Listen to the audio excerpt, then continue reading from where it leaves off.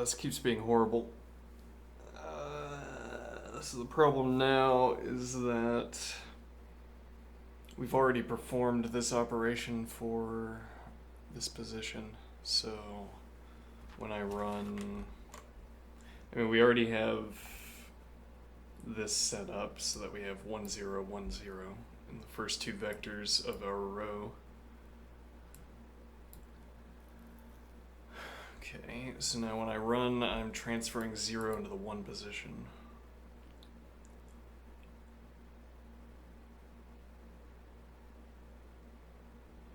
And then putting, something like this.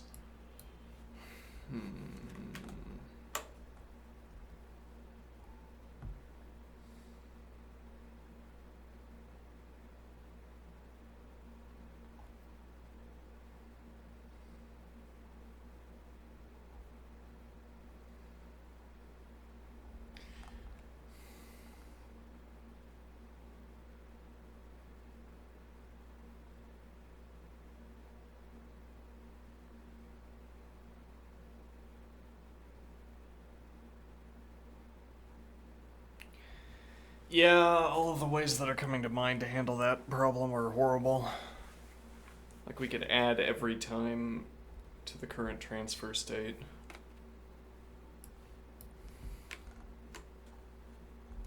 So like as we're passing along here, we set transfer to 1, and then when we arrive in this position we set the value to 1 and then transfer to 0. Okay, now I could add to 0 instead of setting, add 1 to 0 instead of setting to 1. Which would be almost always, 25 times out of 26 it would be wasted. 24 out of 26, whatever.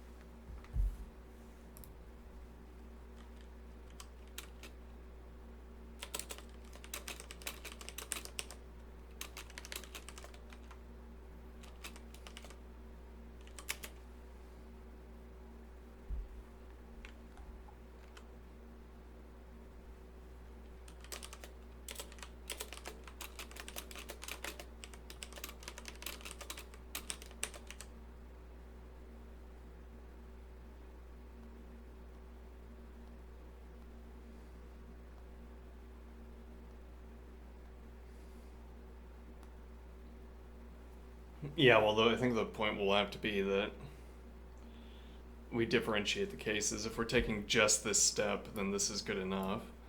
If we're taking an additional step, we have to handle that. And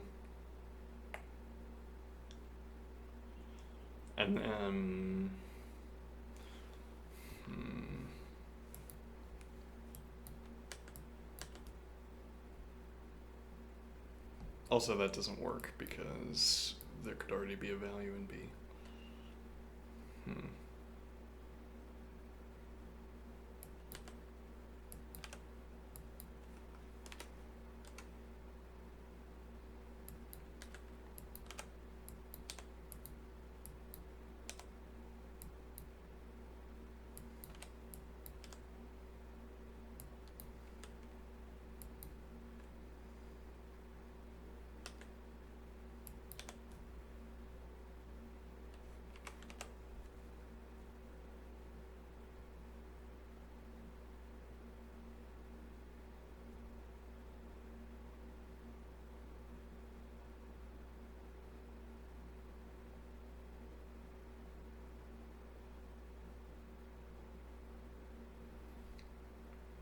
there could already be a value in the A position as well.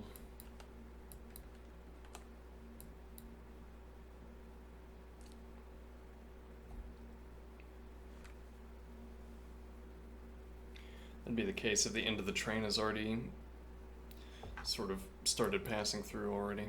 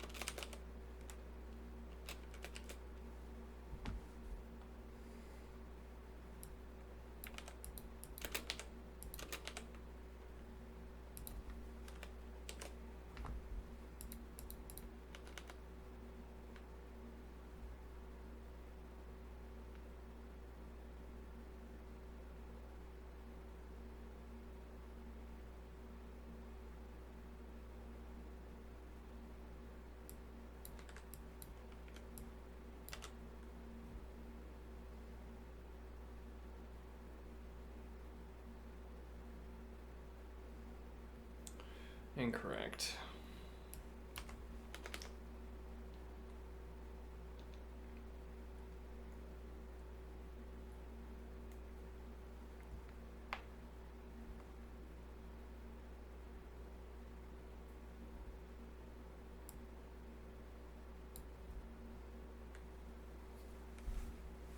Yeah, I don't have a good internal model of what each step is doing here. We have to move every position in the train forward on each cycle.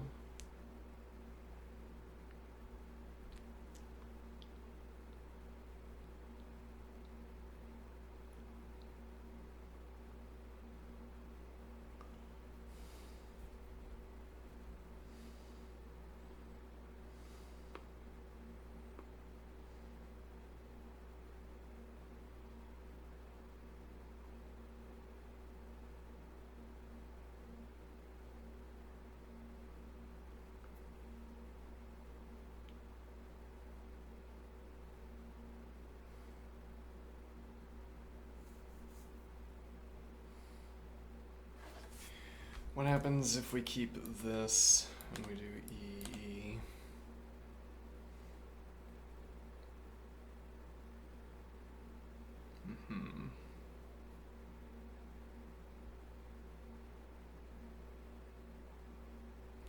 Well, so really what we want out of this is that this ends up being B. This ends up being A plus E.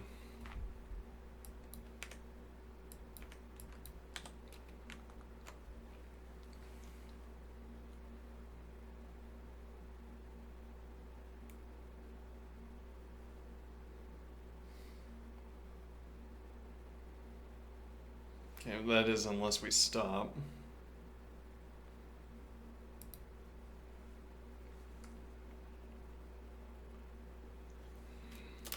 So this would be continuation, and this would be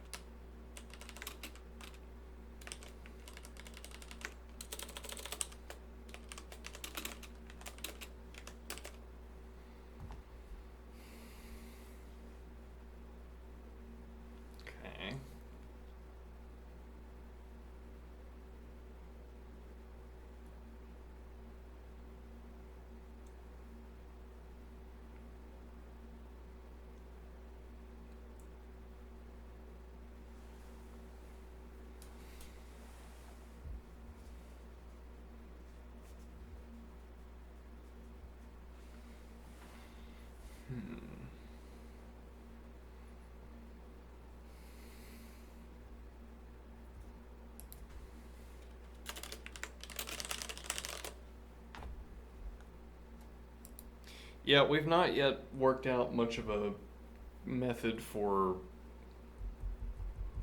Well, on lean, actually, on the lean side, we've had better luck with this. Working through like a actual workflow instead of the interlocutor insisting, "Here's the answer." Uh, let's see.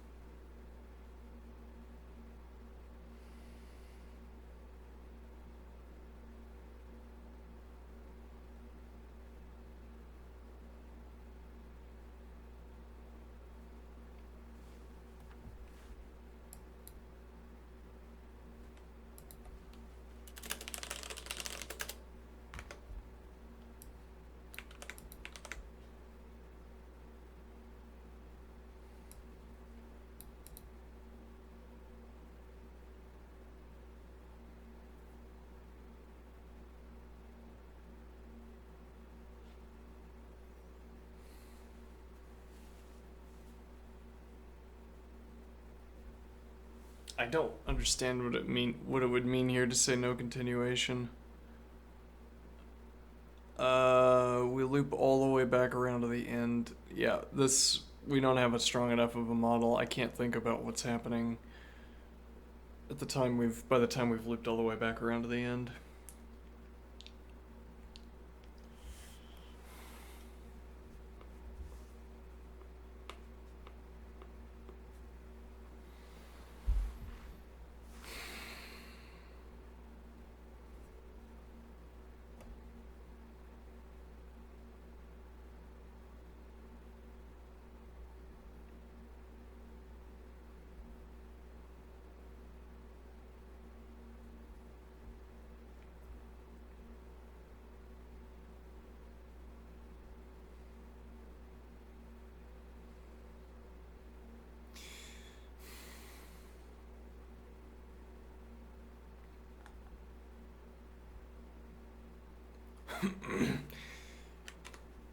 Yeah, alright. Well, we can report back and say, alright, never mind.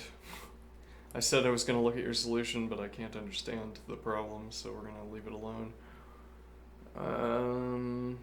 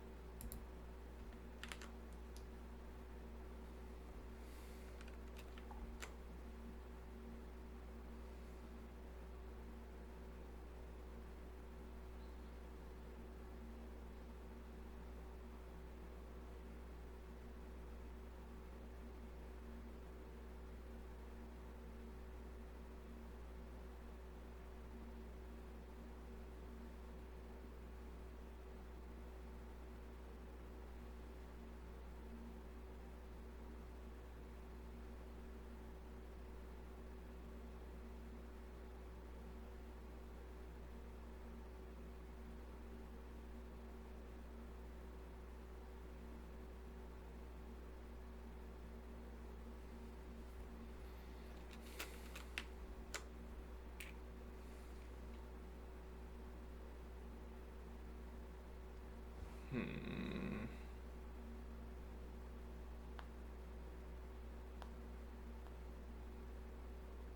Then we would have to admit defeat. Yeah.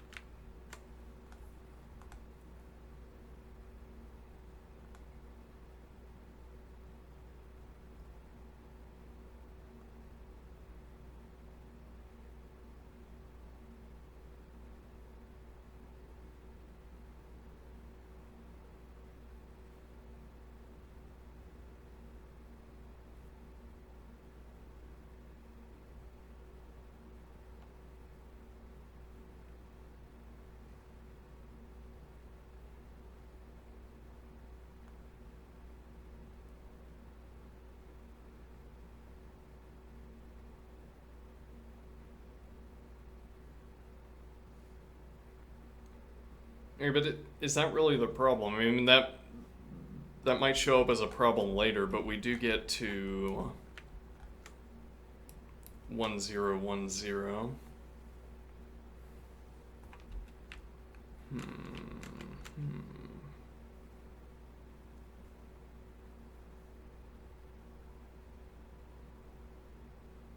Hmm. Hmm. And then the problem is our system is not set up to. Well, yeah. What did we say was the problem here?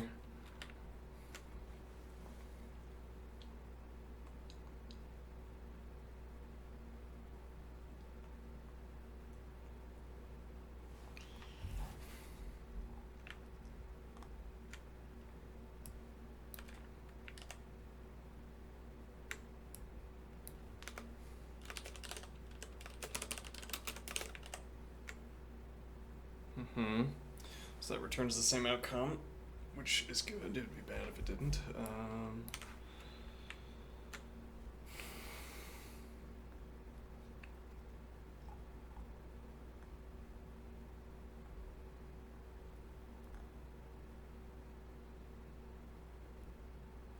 Right, I recall the line of reasoning, which is that, yeah, we set.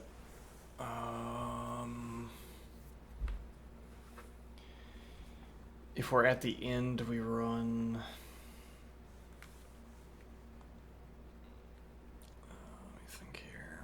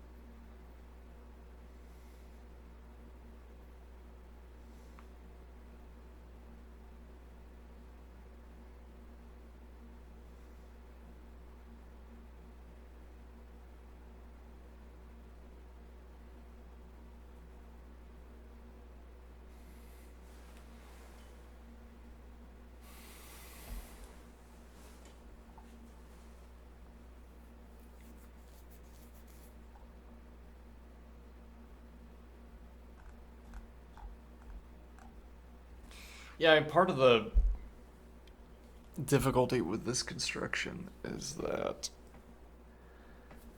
like, even if I wanted to put this into, submit this to the interlocutor for examination, there's so much finicky setup.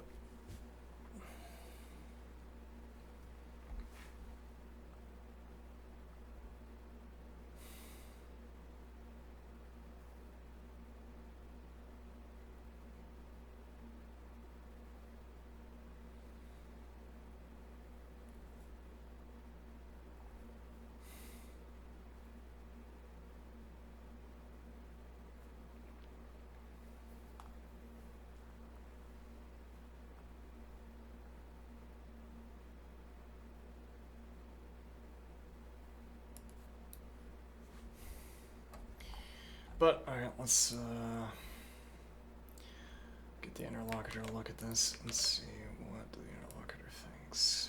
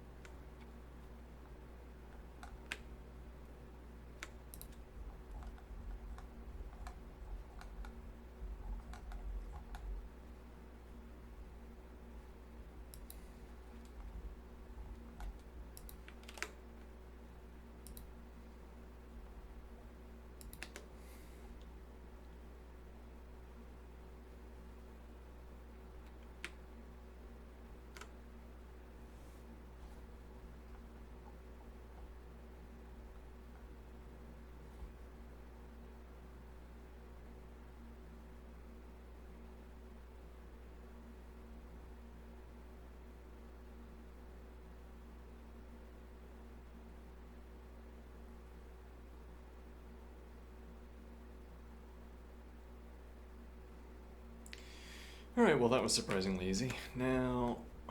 now what do I want to do? Well, I have another vector problem. Give it a go.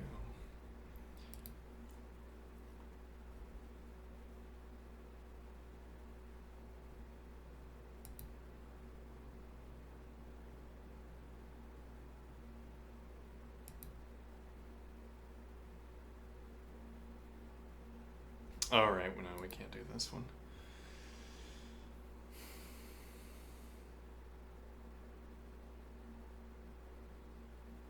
Unless we want to learn TypeScript.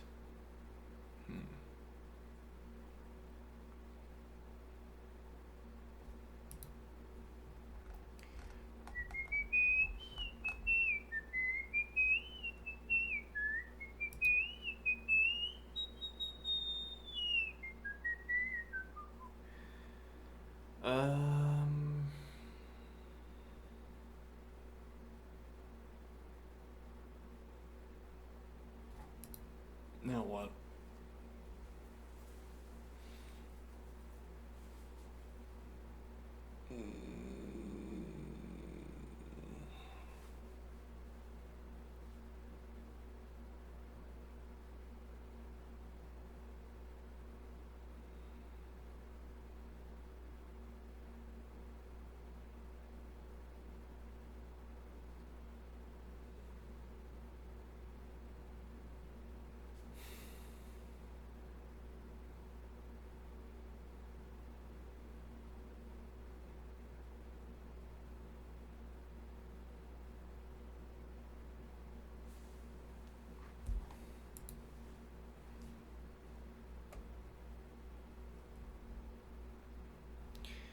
I guess we could change the stream title, go back to looking at lean.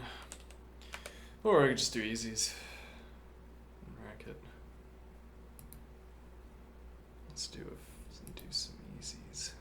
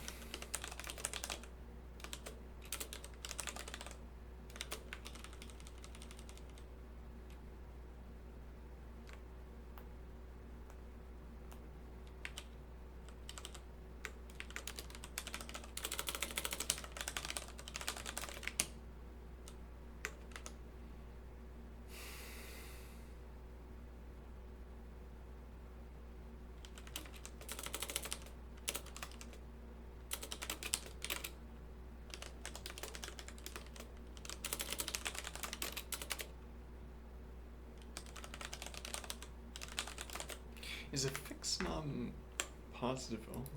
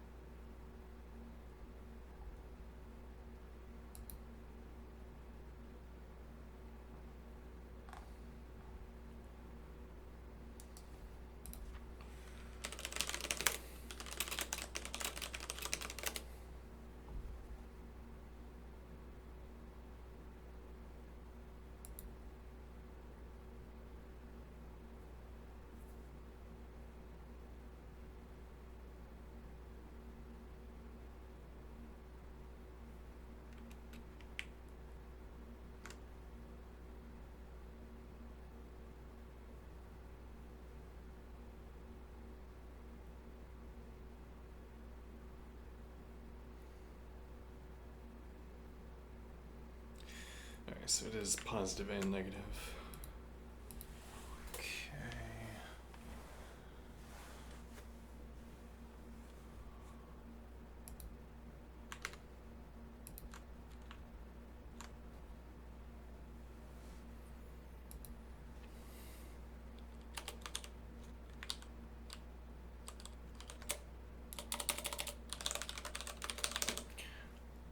So we can give ourselves confidence that this is an integer and that this is an integer by asking whether they're both integers before we start. Then we wouldn't know that each upcoming element is an integer, but we would know that the element we already had was an integer by inheritance or something. All right.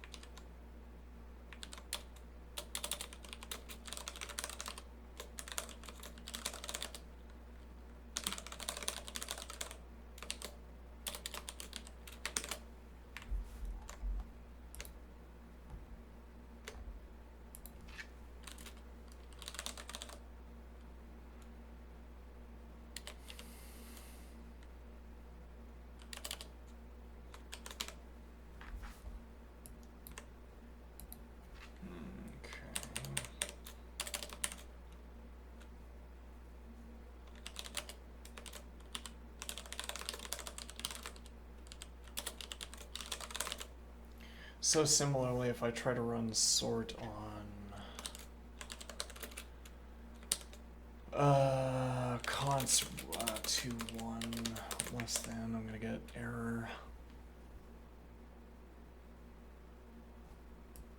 So that's gonna error out. All right, what happens though if I do,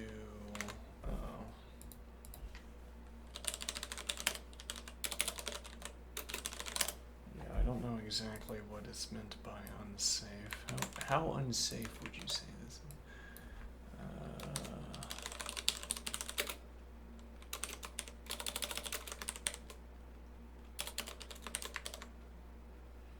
It's not a list. So this doesn't produce a list unless I start with null.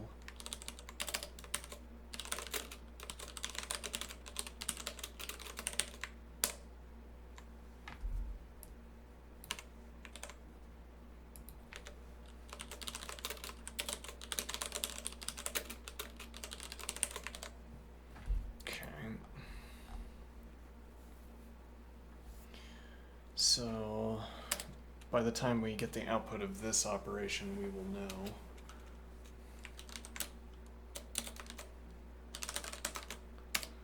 So sort our list based on less than.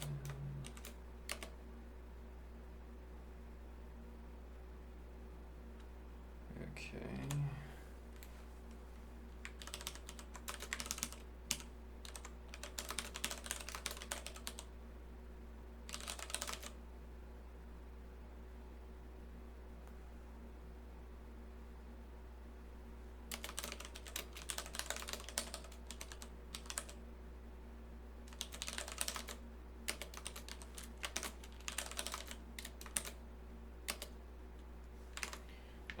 We only have a guarantee. Nope, we have a guarantee of 2.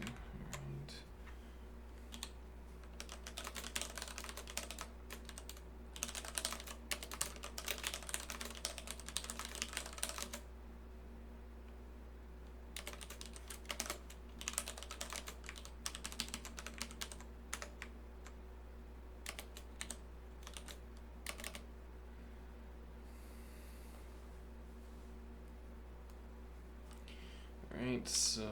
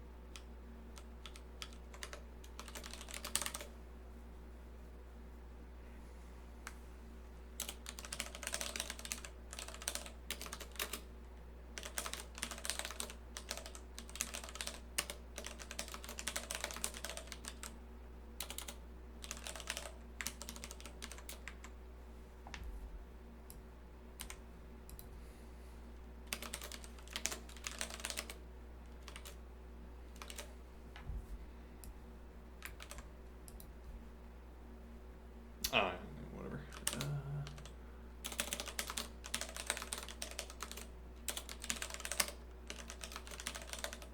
Oh wait, hold on. No, we need to send in rather difference first, and then the predicted. And the predicted term is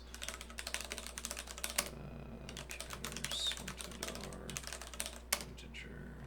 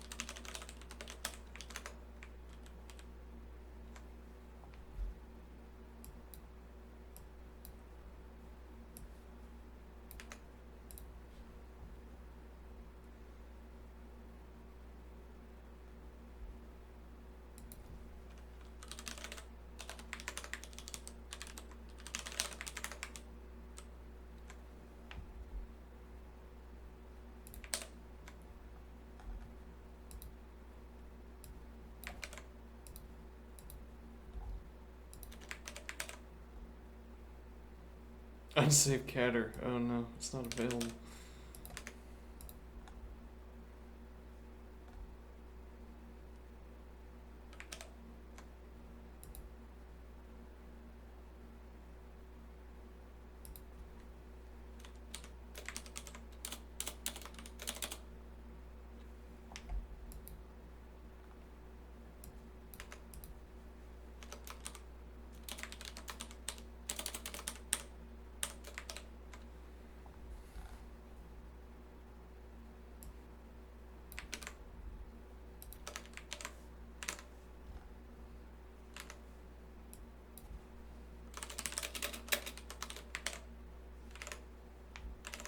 Mm-hmm.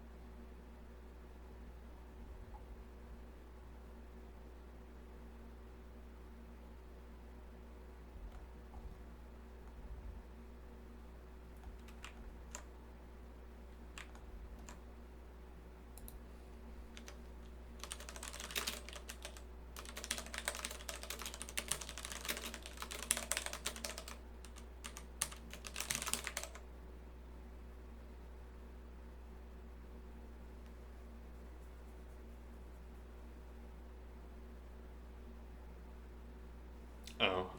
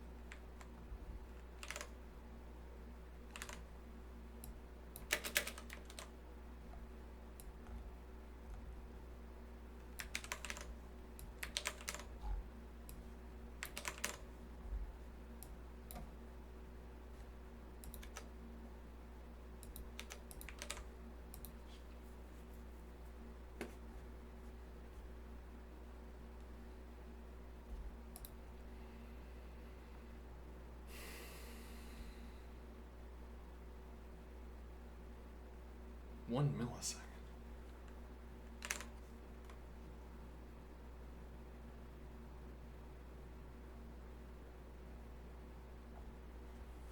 Hmm. Well, yeah, because we could do. Actually, it's not clear what we could do. Let me think here.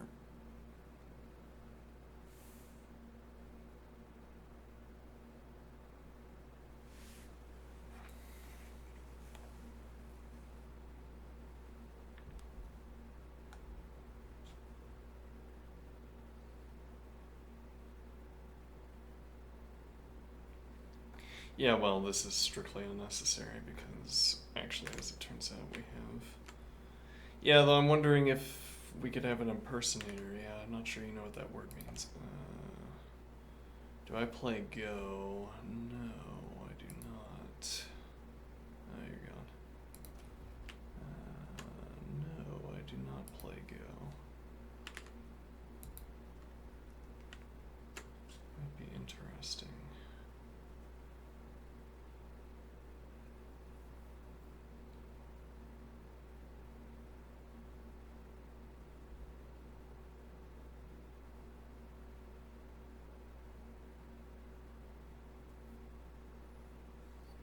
So this is unnecessary setup every time, but also this could be replaced with a loop where we don't repopulate the difference value.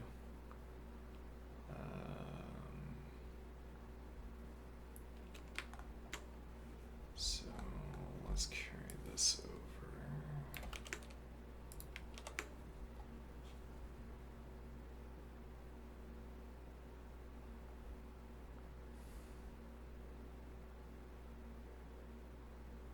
So instead of having this definition we say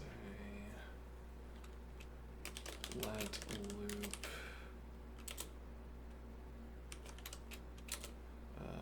sorted R list integer. Let's call this R.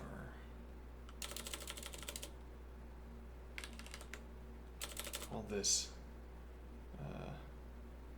numbers list integer. Okay, and that will be sorted R. Actually, yeah, couldn't I do this with delete here? Go down to here.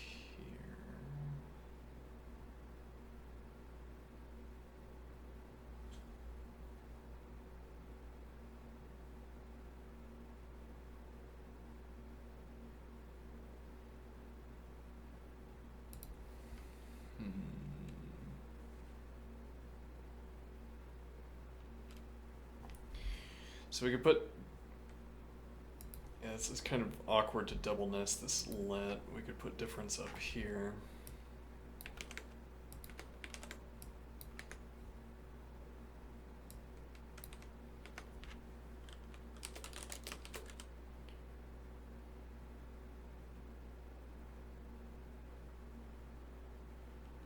Let loop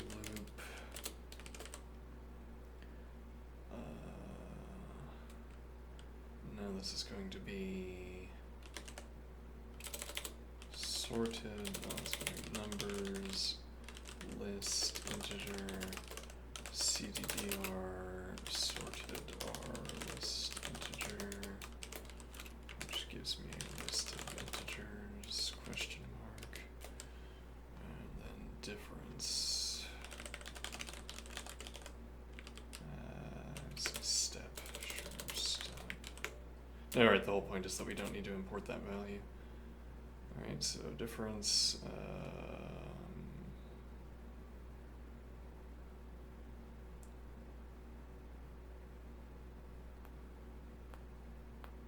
what do we need to import? Predicted value. Alright. Which in this case is going to be plus predicted integer. Now we know that's an integer, plus getter sorted R,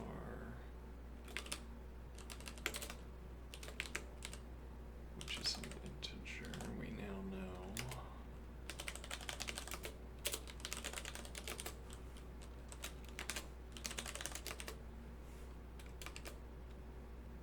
Okay.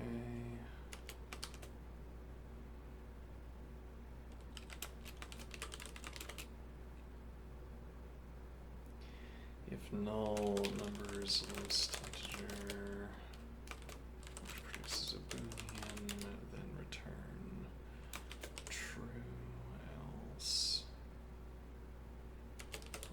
let car. Yeah, doing all of this inside of here is really awkward. Admittedly. Oh well. Car numbers, which is an integer question mark, car of numbers list, integer question mark, which returns an integer. Okay. If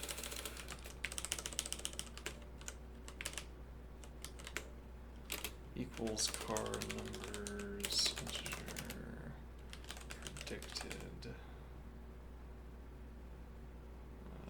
integer.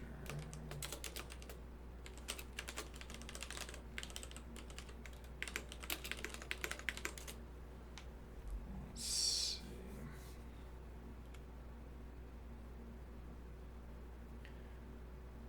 Then return loop with cdr numbers list integer.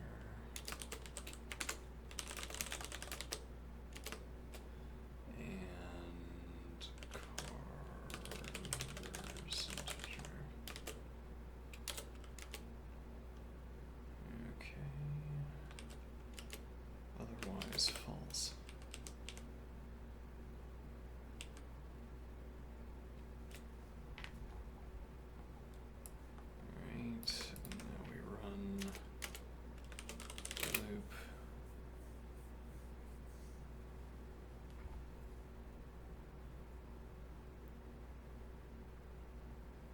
Yeah, I'm still not so clear on how to use this loop syntax.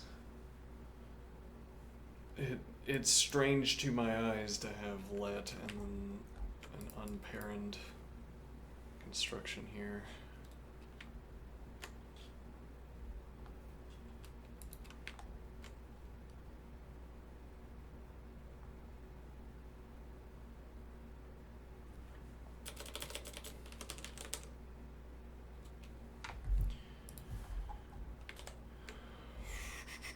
Yeah.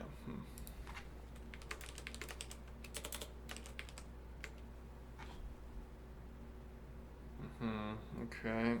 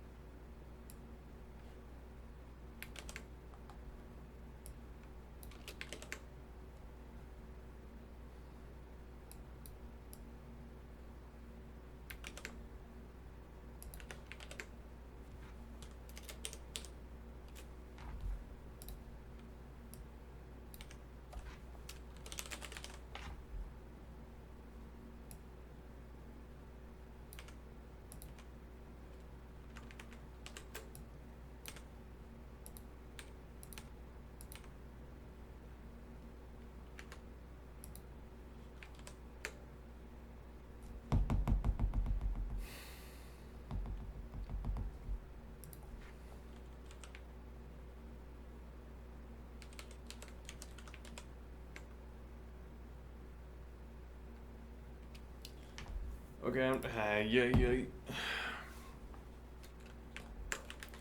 These loop constructions are completely opaque to me.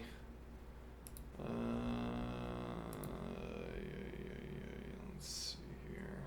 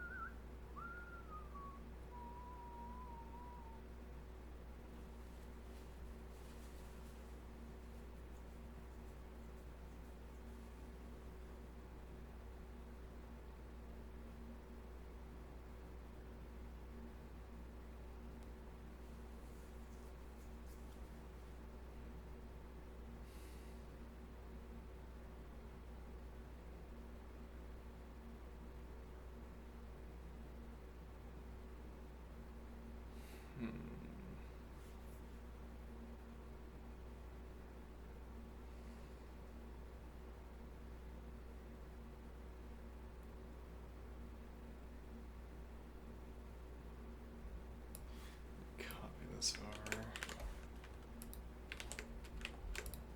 Let's see.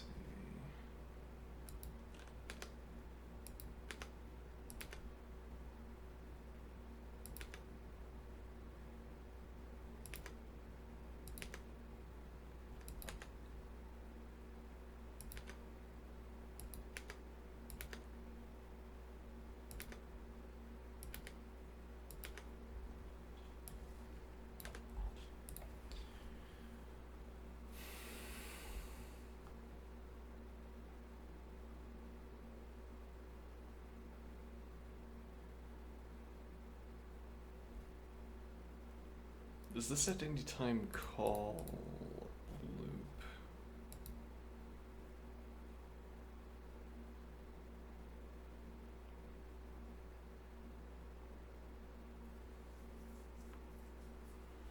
So this isn't a syntax error, for instance.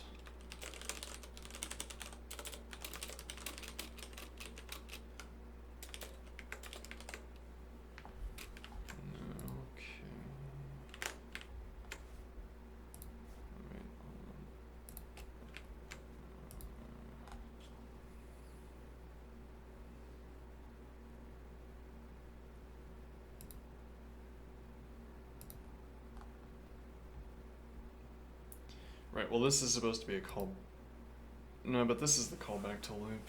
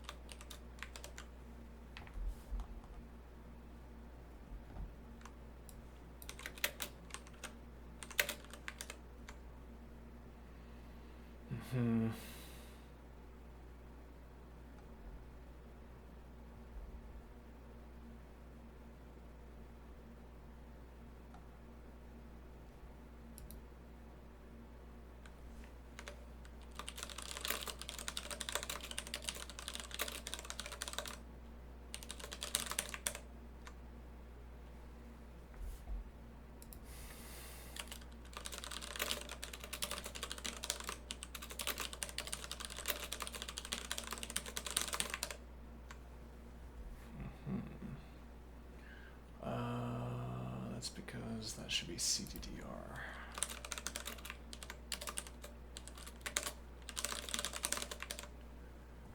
Okay.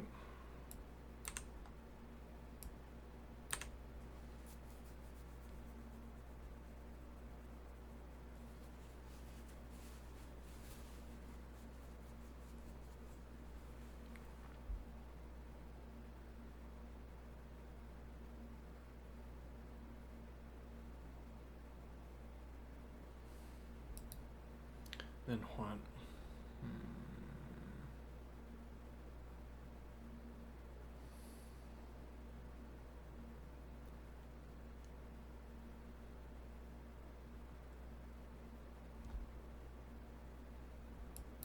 So this can be unsafe FX plus. This can be unsafe car. This can't be unsafe equal.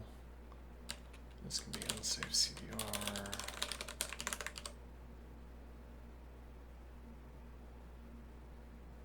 Okay.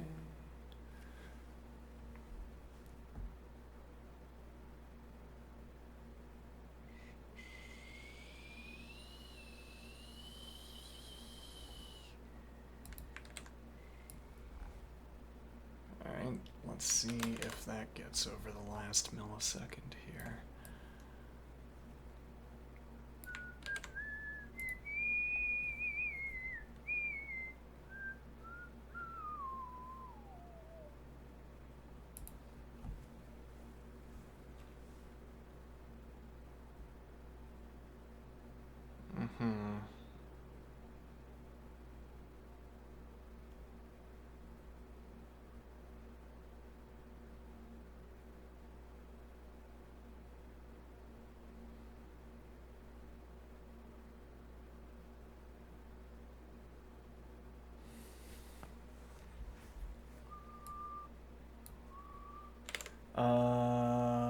Is this because I need to include an absolute value operation?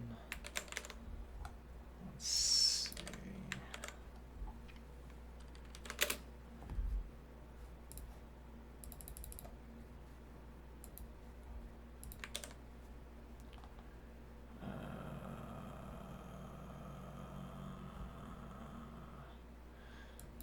Because in this case,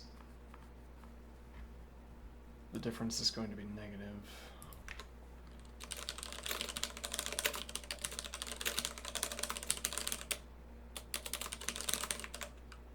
No.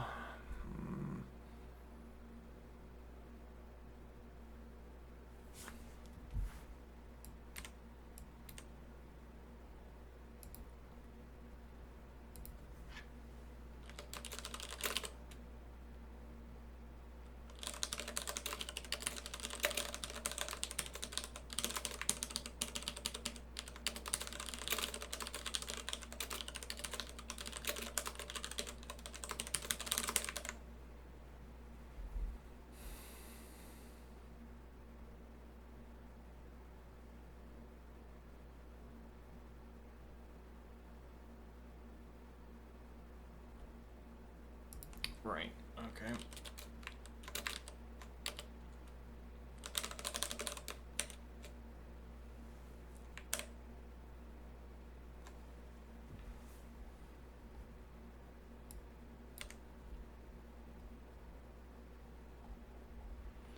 Though, once again, surprising, it was 83 out of 113. The procedure was completely wrong. Oh well. This can be unsafe FX plus. Instead, okay.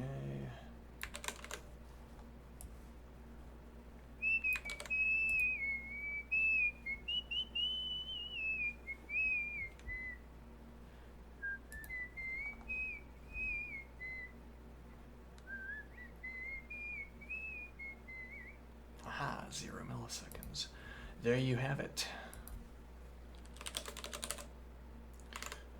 Scheme. Yep, this is scheme compliant. Let's see.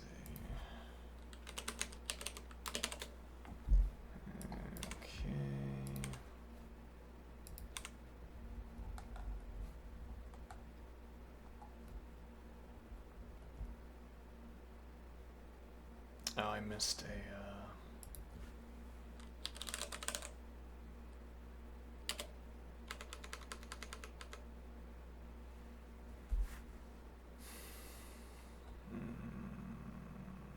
Okay. Post. And I forgot to open up in a new tab, so we get to scroll back through.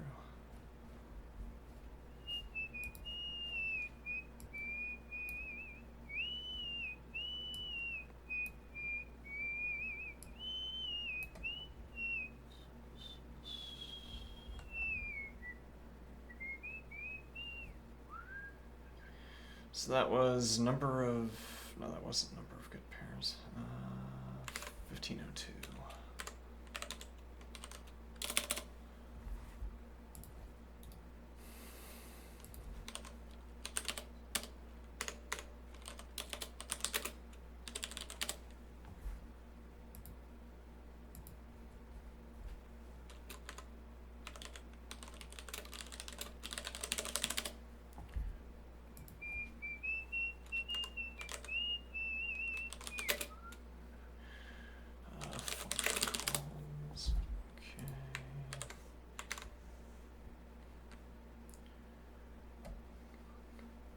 Skip reformat date. Things with dates are horrible.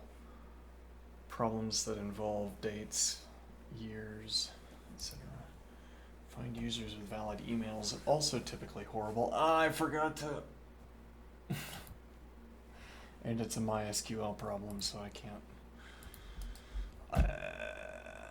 Alright, let's scroll back down.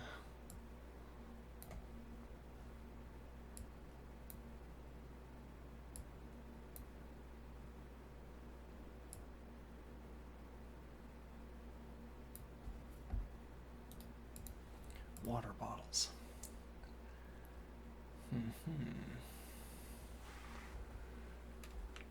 Black water.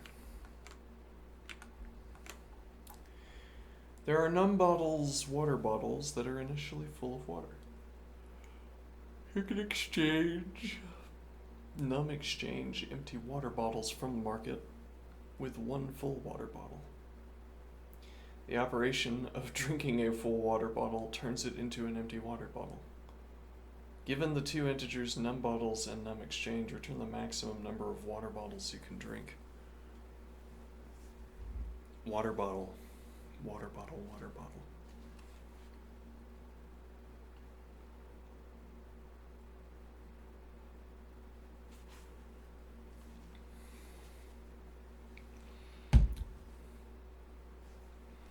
Do you think some of semantic satiety, where the word stops sounding like an... You repeat a word over and over again and it stops sounding like an actual word. Maybe some of it is from mispronunciation. If I say the word bottle once, bottle, I have a harder T. Whereas if I try to repeat it rapidly, I have like a more of a D sound, bottle. Anyway. So what is the idea here? You can num exchange empty water bottles from the market with one full water bottle.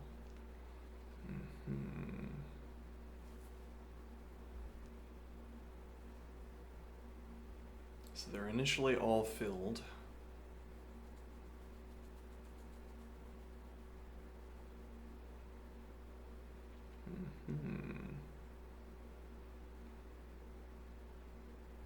So this is going to be a defined values quotient remainder problem. One of the tricks here is that this is initially 9. This is initially divisible by the exchange number. And remains so we go from 9 to 3 to 1. But if we had started with 10, then we would have 10 empty bottles. Then we would get 3 full with 1 remaining empty, and then we would get 4 empty, 1 full, 2 empty, which wouldn't change the answer, but it could. Actually, could it though? That's a question. Let's see. No, actually, I'm not so sure. Maybe it can't change the question. Because you have you have an initial value um, that has some modulo status relative to the exchange number. So this could be 9, 10, or 11. So we have 9 and 3. Okay, and that goes as depicted, which is 9, and we'll have empties. Alright, then we will have, and then we have 3. The exchange rate remains constant. And then we have 1.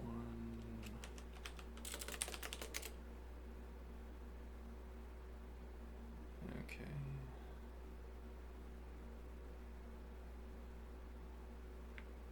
No, this would be 3, and then we have 1 over here. Alright, and now we add up all the numbers over here. I'm not sure this is the best format for this. But okay, 13. Now let's try 10.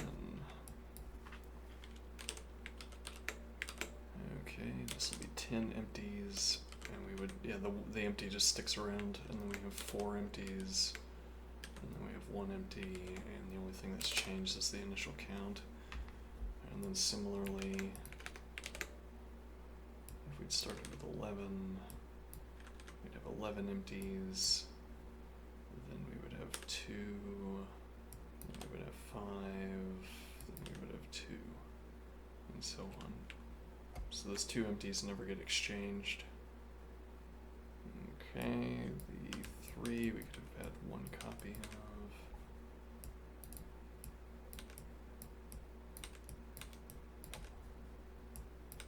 I should have become a spreadsheet wizard. Oh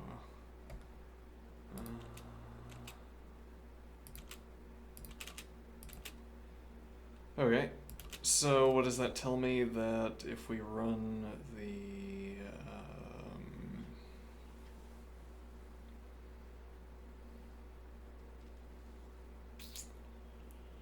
if we run remainder / quotient and take only the quotient, we can pass that forward by itself.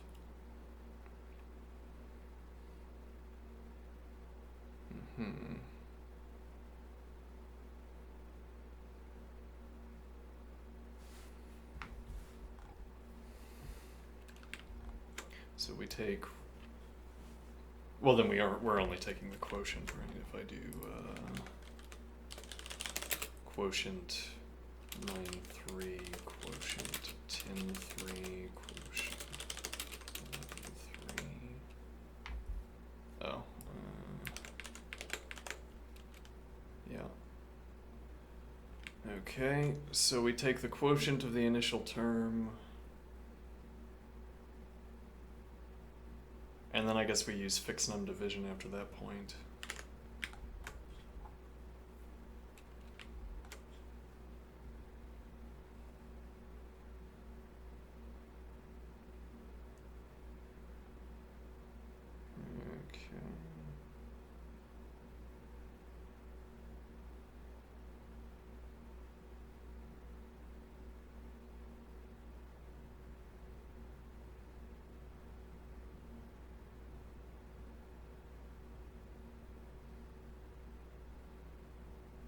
Wait, no, something isn't working out here. Let me see.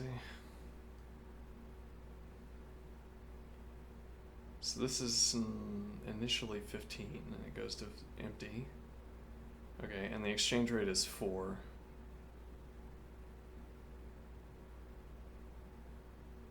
Okay, so we divide down and we get 12 plus 3.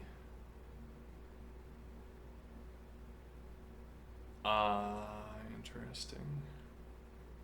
Because you can get a value that's less than. You can get this value 3 that is less than the mod value. And then when that's empty, you add it back into the empties. So we do have to keep track of the original excess empties, or really we have to keep track of the empties over time.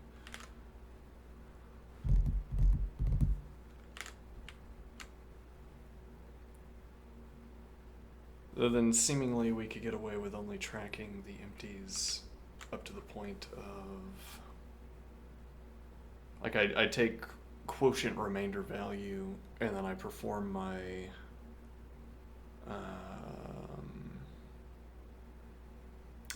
operations until I get 3, as in this case, a value that's less than the mod value, and then I add back in, and that can produce at most 1 additional round, where we then subtract 4. As in this case, where we get 6. There can't be more than 1 round at the end. It has to be 1. So we exchange 4 for 1, and then we have the 2 left over.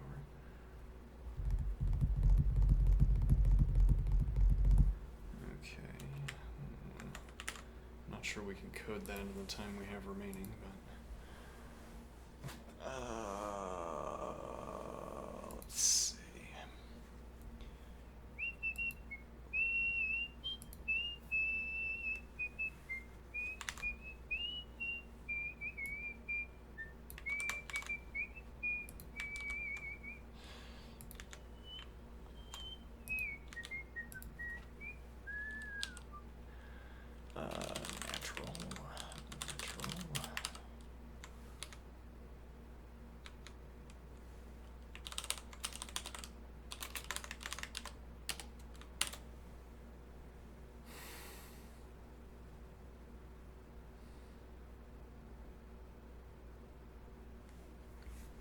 Define slash values.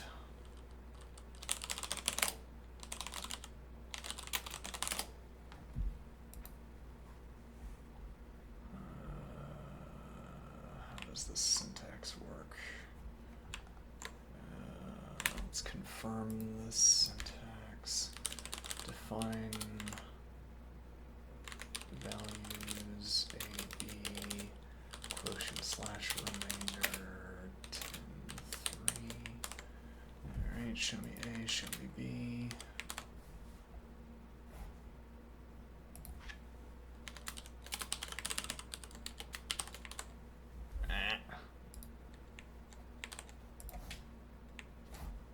Okay, that is correct. All right, so define values.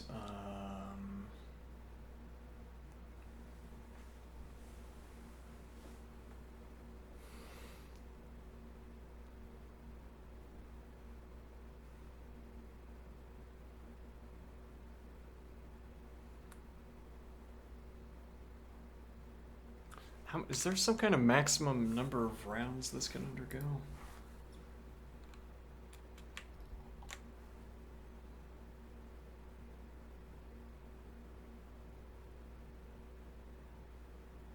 Well, it's like, it's log base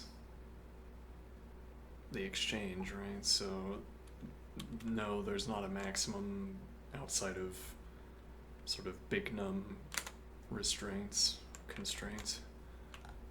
But it would hit those big num constraints quickly. Define values.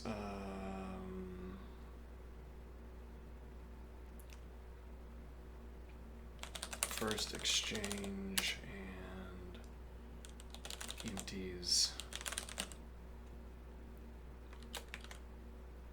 Actually, so this is going to return. Let me see here. If I do quotient slash remainder on 1.5 and 0.5, that doesn't work because you have to have integers. Okay. So if the definition phase goes through, then we know these are naturals.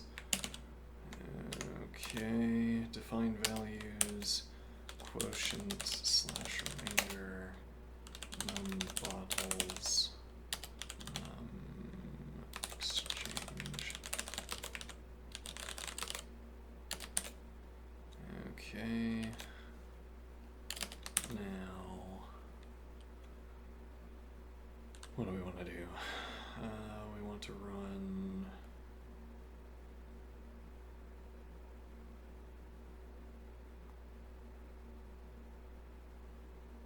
Wait, okay, but once again, we don't know that the remaining process isn't going to leave any empties. I don't think we've earned this problem yet. I think we would be doing too much guessing and checking. Yeah, okay. I'll call it for now. We'll head over into the next segment. Okay. Very well.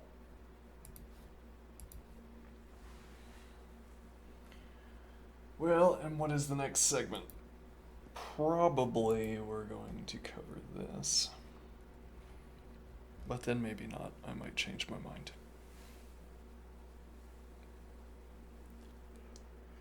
I'll be right back.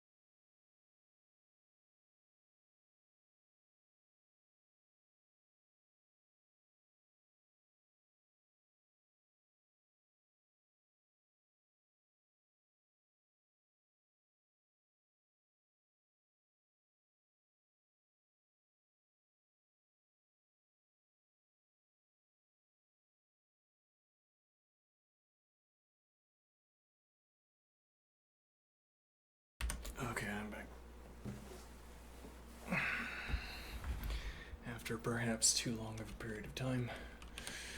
All right, now.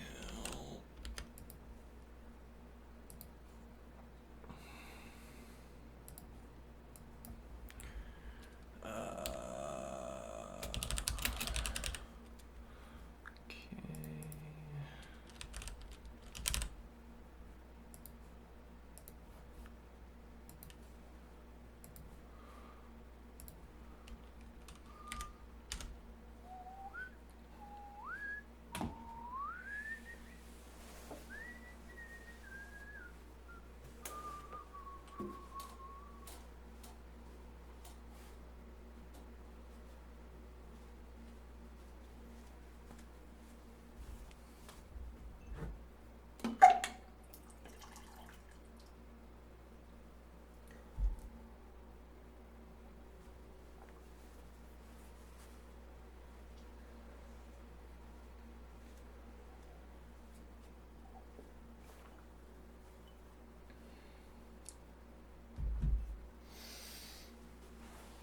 All right. So we've been developing an answer to this question.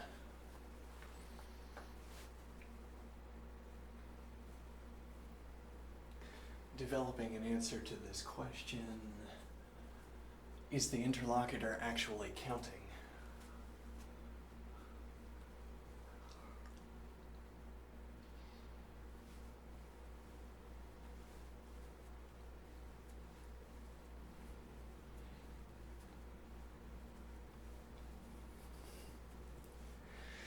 If you never read philosophy journals, you might think that all of the philosophical problems could be solved in an evening. Yeah, I sat down, I thought about free will. I got it done. I figured it out. Yeah, no free will, it turns out.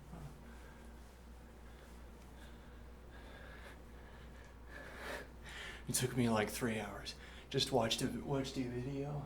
Just watched a video and I did a React video and then I understood free will. I was done. Which is my point from a few streams ago when I said the free will question is pop philosophy garbage. I depict the free will question, pop philosophy garbage. Or an indexing term for much more complicated discussions.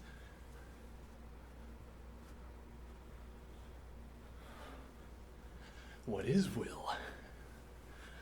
Would it be a critical question to ask before you started to ask whether it was free? I suppose. Oh, because you would want to know what the object is to which you are attributing predicates, right? Yeah, say object. Object of discourse. What is getting this predicate of free, and what is the negation of free? What's the negation set of free? What's the different set when I remove free from among the predicates that I can apply to will and that are on the same sort of axis as free? Is it just two? Is it free and unfree? Because then that would simplify that question, though I still wouldn't know what I meant by will.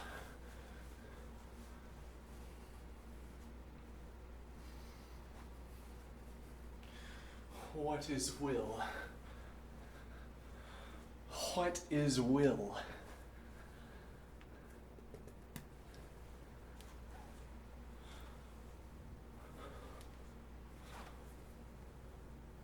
What is will?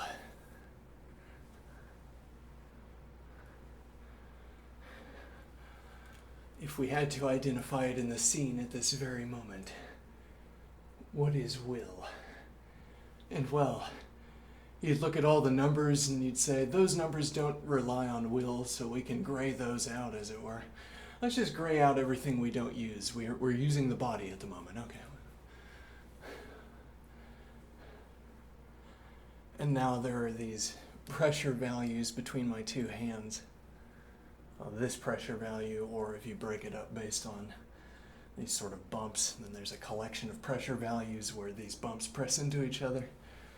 And that value distribution, I suppose we want to associate with will. Why is that? Well, because whatever else I am doing, I am willing these pressure values between my hands. Now, so something, an effect in the world where we would want to attribute it to will, whether or not we agreed to call will free. Whatever we call will, we would want to attribute this selection of point values to will. Now, we might want to say, suppose I press down with my left arm, oh, I feel muscle spasm. Muscle gives out, overworked, or repetitive stress or something, it twinges out. And now my hands are in free fall. There's still some pressure value between my palms, but we might be less likely to say that I am willing those values, this collection of 4 values in particular that I'm talking about. Though we could also subdivide each of these 4 values into a topographical surface and then ask how much contact there actually is given any given definition for contact.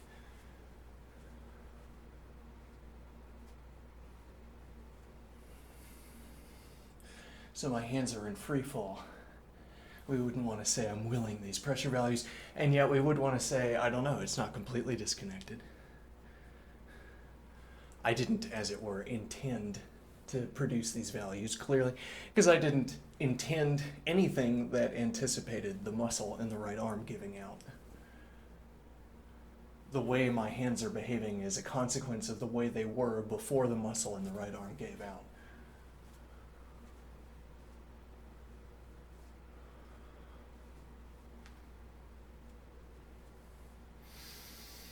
At least until I catch myself. And now I engage some additional cluster of muscles to stop my arm from falling after the twinge. I don't want to reactivate that muscle because that felt bad. So to avoid pain, as it were, I activate a different cluster of muscles and I stop my hand. Now there's still pressure values between the palms, but the decision I made decides, the choice I made decides the pressure values between my hands. Okay? But I did not make my decision so as to choose. I did not choose. I may be mixing up my words here, but it shouldn't matter which one I assign to which. I say, the way I stop my right arm decides the values, but I did not initiate this collection of muscles in the right arm to choose these values. And this, even though the only object in question we have is my body, and the only values that we're interested in are ones that I am bringing about by pressing my palms together.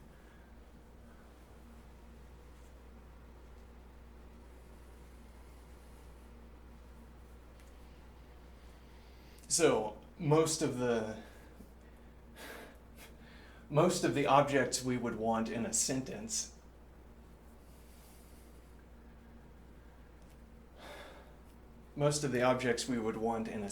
we've gathered together into the sentence.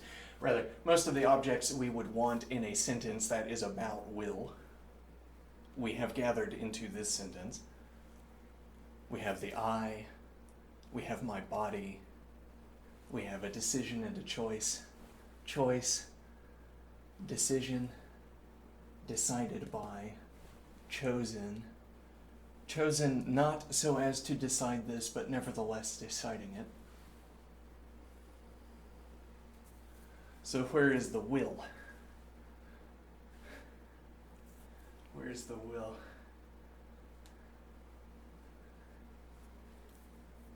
Do we have enough of the objects yet so that we know the will is hiding somewhere in this sentence with us?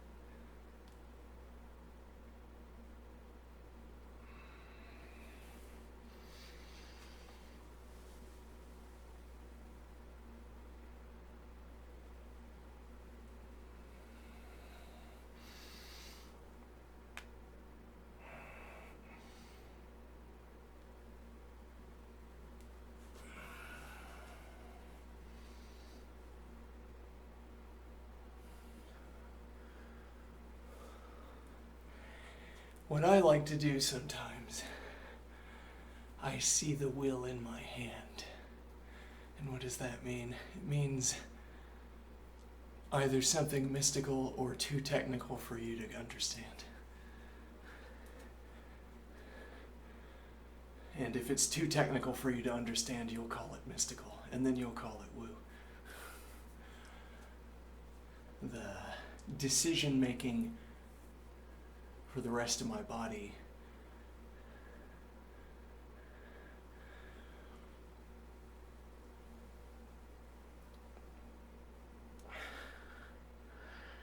this is like observing that if I keep my hands fixed and I rotate my body around my hands,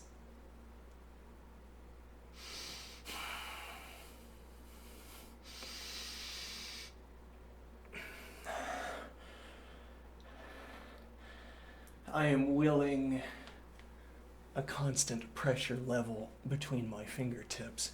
In what sense am I willing that? Why wouldn't I rather say I'm willing to speak, or I don't know, willing whatever else other... Why wouldn't I make some other choice for the conversation?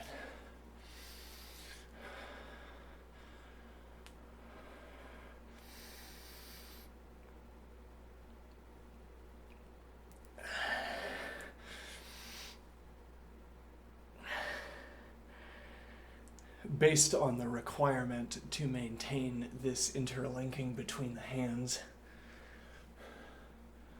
however stable I keep it, there are limitations on how I can rearrange the rest of the body.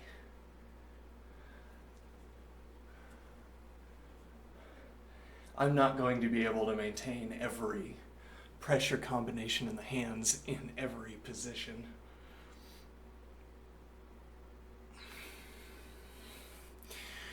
Now, so I'm looking at fingertips in my hands. Why am I doing that? I'm looking for particulars. What do I mean? I mean, I have 6 fingertips here. Okay, 6 is not a large set, but it is a set. I have 6 points of contact between my fingertips and the inside of my other fingers. And each of these represents a position where I can feel particulars, and I can choose to keep them constant. What is my choice to keep them constant? My choice to keep them constant is the selection of a body position where those pressure values will remain.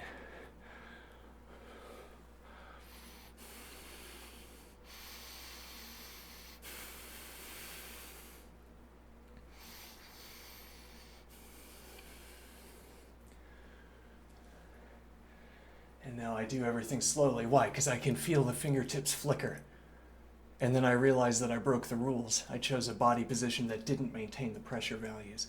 But it doesn't have to be the pressure values in the fingertips. It could be anything else I can classify, anything else I can monitor for yes-no status. What is the idea? I say, I'm going to maintain this constant pressure in the hands. I failed, yes. Now, there's an uncanny sense when you succeed at it, because it's so easy to fail. It's so easy to fail because my fingertips are so sensitive. So the particulars that I can latch onto from my success-failure conditions, might as well. My fingertips are sensitive, so the particulars I can latch onto for my success-failure conditions are also sensitive. If I feel a fluctuation in my fingertips, I know that I have failed to maintain the pressure pattern that I identified or defined in terms of pressure values in the fingertips. So I am willing these pressure values in the fingertips. I see how easy it is to fail. I see how difficult it is to... Yes, though I can also lax in my requirements. I could say, that definition for pressure value pattern that I must maintain was too difficult to maintain, so I'm going to lax in my requirements. I look at my hands a different way. I feel them a different way. I define a different pressure cluster, and for each pressure cluster, there's one pressing of the finger into the hand that feels exactly one way given a position. So I define a pressure distribution in my fingertips. That's going to feel a particular way given that I adopt the correct position and then apply that pressure. It's not going to feel some other way. No, it will feel this way. And I say that's what must remain fixed. I will count it as a failure if I begin to maintain those pressure values and then I don't. And when I count it as a failure, I stop and I start over again. Or I learn something about how to overcome the difficulty. Or even I identify what my laxening will reference. What need I no longer maintain after I perform another laxening of the rules? And now I have my uncanny feeling.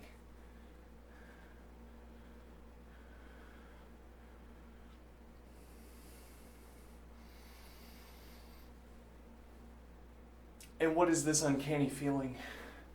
It coincides with an absence in jumps in pressure values in my fingertips, or pressure values in my constellations in fingertips. Constellations being sets of 6. Lists of pressure values. Lists for ease of reference, though not for technical requirement.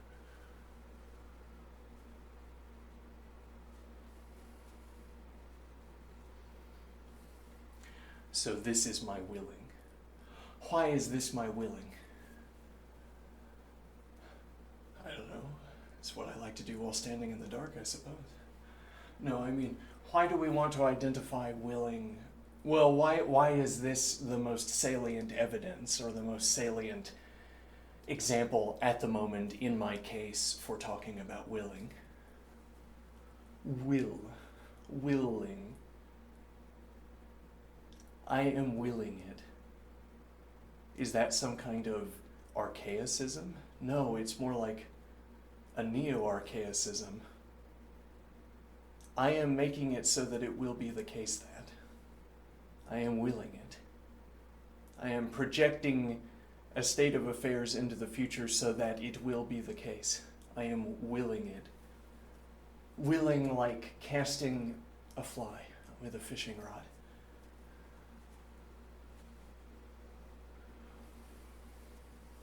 Into the future, into the expanse of the river. I am willing it. Making it so that will. No, making it so that it will be. I say this is a neo-archaicism. It's not quite, maybe, how the word will used to work. The will used to work by saying, I will things. And this is more like the document you fill out concerning your possessions, e.g., your will. Okay. You could imagine the word will in not even a folk etymology, but just an alternative etymology. You could imagine the word like will falling out of first a contract network. Wouldn't that be funny if that came first? And we have a contract specification, template specification, a specification for the template, and it says I will, and we say will is a word we just made up, but what it's going to mean in this context is will become apparent over its use.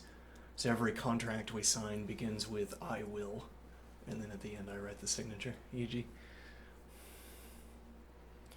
Okay, and now I say will. Imagine if will was derived from such a context. It would be an easy derivation.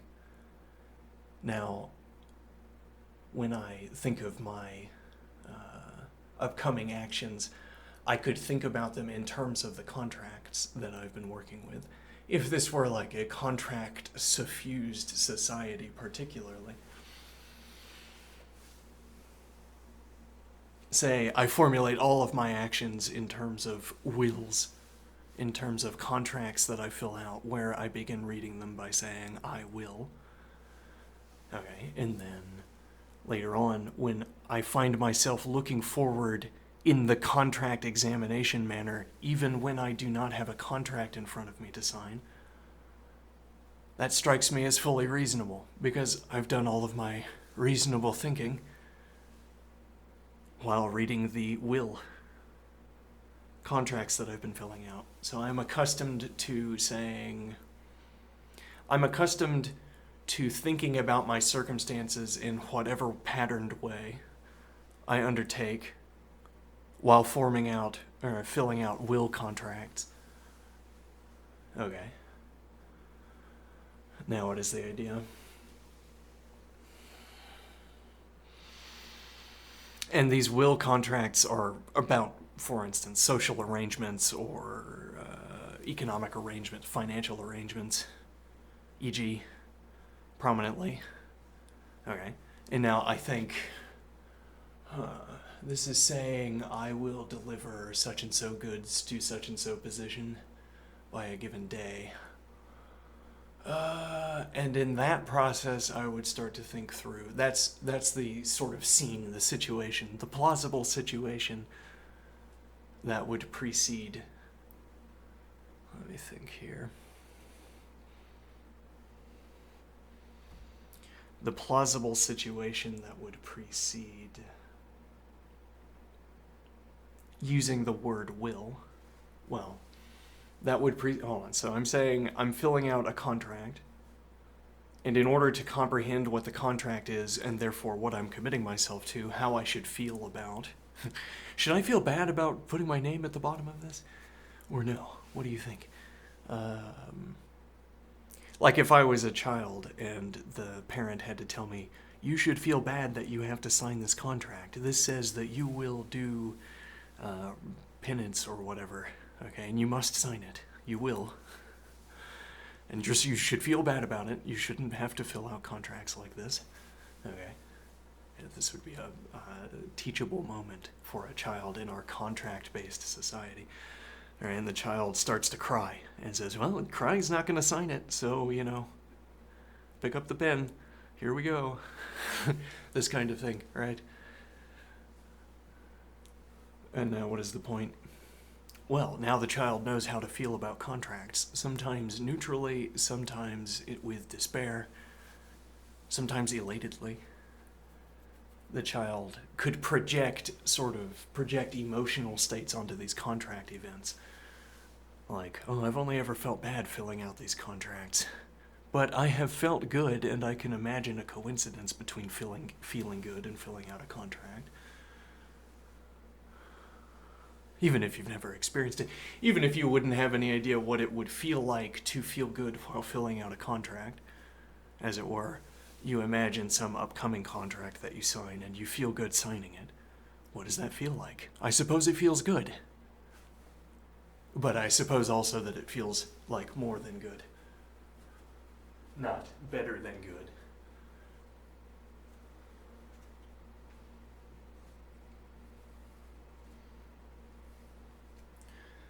So what is my point here? Well, so I'm only accustomed to thinking in terms of contracts because most of the events I interact with in this highly structured environment, a paper castle, if you will. In this highly structured environment, I only have to interact through these contracts.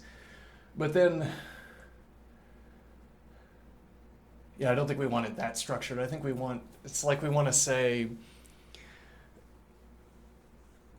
when I have to think through affairs, through daily life, even when they are not,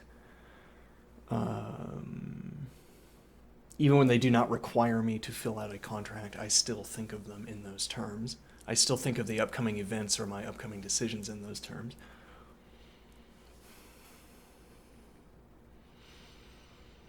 Why do I want this idea? Let me think.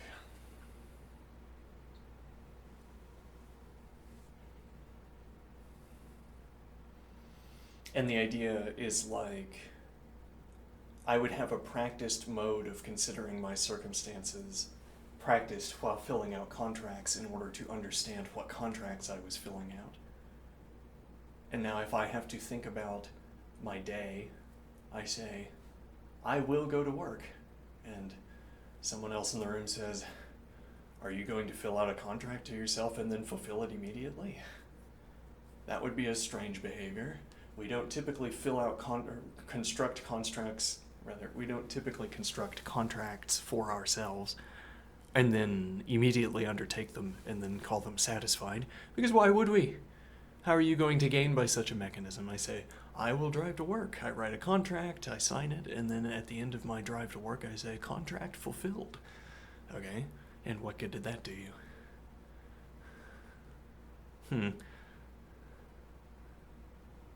Reminds me of a Wittgenstein quote. But now I forget it. Now let me think here. What is my point? That looking at my own life, sitting in my chair, not the contract-filling chair, but the thinking chair, e.g., sitting in my thinking chair, I look over my daily events using the same kind of mental mechanism, so I'm imagining, as the one that I adopt when I'm filling out contracts. And I say, that's reminiscent.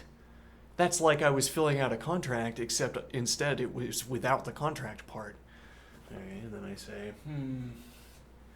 actually, now that I think about it, when I look around my environment and I see a piece of food over there that I want, or I don't know, some object in the environment that I require, I don't talk to myself. I don't talk to myself into the activity. I stand up, I grab the object, I sit back down. But on the other hand, I could write a contract prior to any such activity. I could write the contract saying, I am going to go grab that object, and then I stand up and I read the contract I just gave myself, and it says, I am going to go get the object. I say, why would I give myself that contract? And I look back at the chair, and then I imagine myself sitting in the chair a few moments prior. Why did you give me this contract to fulfill? And then I look at the object, and I say, okay, yeah, that makes sense. Okay, and then I go grab the object, and then I sit back down in the chair, and I look in my hand, it says, contract fulfilled. And then I look in my other hand, and I say, yes, the contract was fulfilled.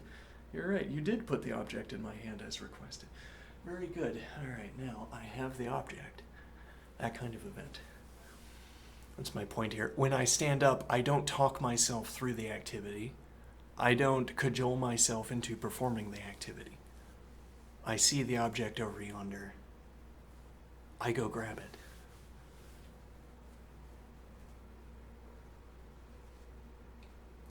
But so I say to myself, I could write a contract, and under such a circumstance, if I was writing a contract, I would say, I will get. And this is how the word I will, or the word will, entered into the lexicon in this fanciful example. Now I want to say that is a closer reading to the now archaic meaning of will than our current usage of will, where we say, let me think here. Our current usage of will, where we say that it's the future tense, yes, but that's, I'm not sure that's a good enough explanation or accounting here.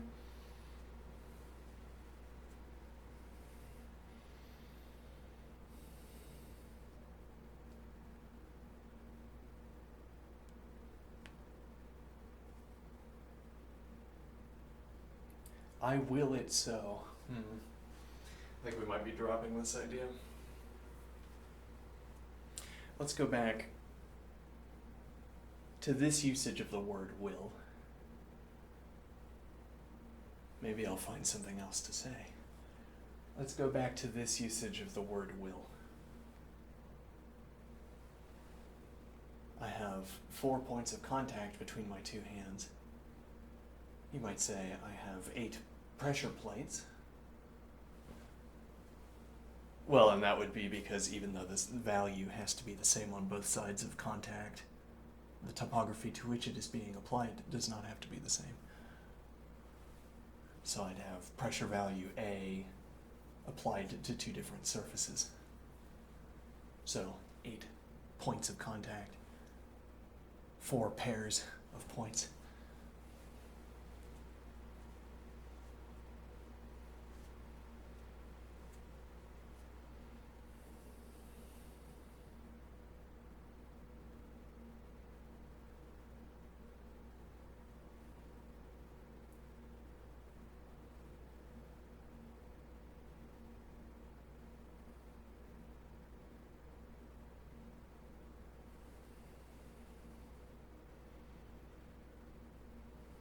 And I started talking about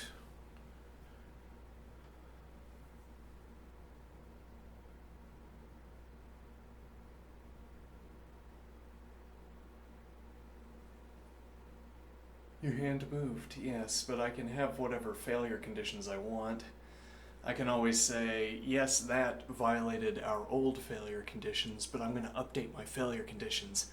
Now that is no longer a failure. Supposing in the very next frame I push back in the origin direction, then that will have been the maximal extent of deviation. Well, we didn't deviate further by continuing in the same direction by specification. It continued back to some extent, stopped. That was the maximum extent away from origin, and then went back towards origin. And I say, well, then I'm only allowed to carry along with me this much deviation at minimum. The new minimum deviation. Well, rather, the new maximum. I don't know what term I'm using, let me think. And I'm saying that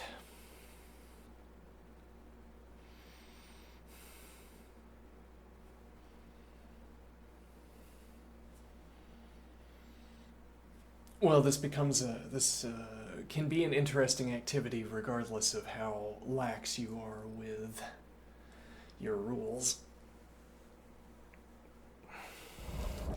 It might become more interesting the more requirements you place. Though, I'm also simplifying the question, lest you forget. I mean, that this is merely this is unit-wise. I don't know. This is the failure condition I've been referencing is my hand moving too far from an origin point, and yet that was not initially what I meant by maintaining the same sensation.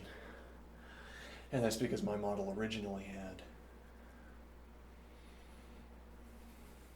6 points of contact, fingertips against undersides of fingers.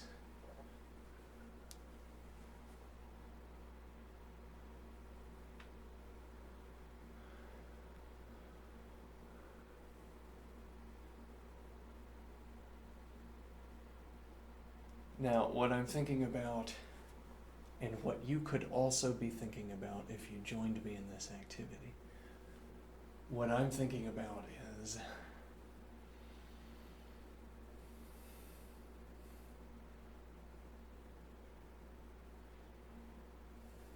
did you succeed? Did you we're calling this a circuit at this very moment. All right, I'm going to complete a circuit. No jumps. I gotta hurry up. I can feel a jump coming. I don't know if I succeeded or not, but there's still a sense to it. This sort of baseline sense, like I know immediately. I feel in my fingers what I want to keep constant, and I feel immediately whether I succeed. I also feel all kinds of other things now that my attention is focused at the points of contact between my 6 fingers here.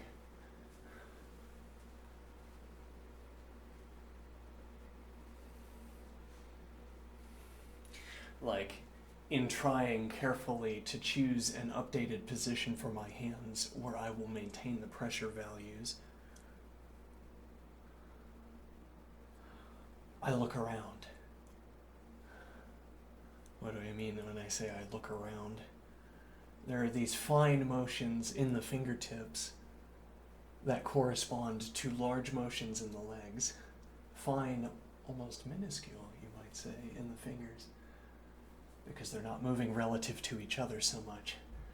Large movements in the arms, small movements in the fingertips.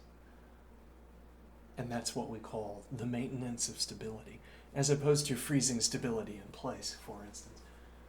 And this is the maintenance of stability. Okay.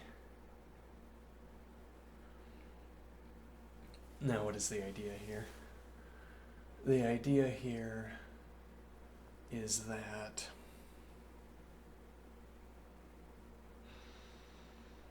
I can look around. My attention is on my fingertips. Initially, there's some... So, for instance, I could have like a spike. I could have a ring with a little poker on it. Not like a really sharp one, but I have a ring with a poker on it. Okay?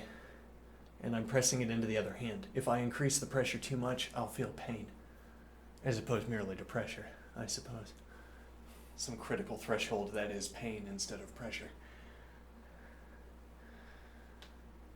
Alright, and if I jump in pressure value, I'm going to press the pointer into the finger. Okay.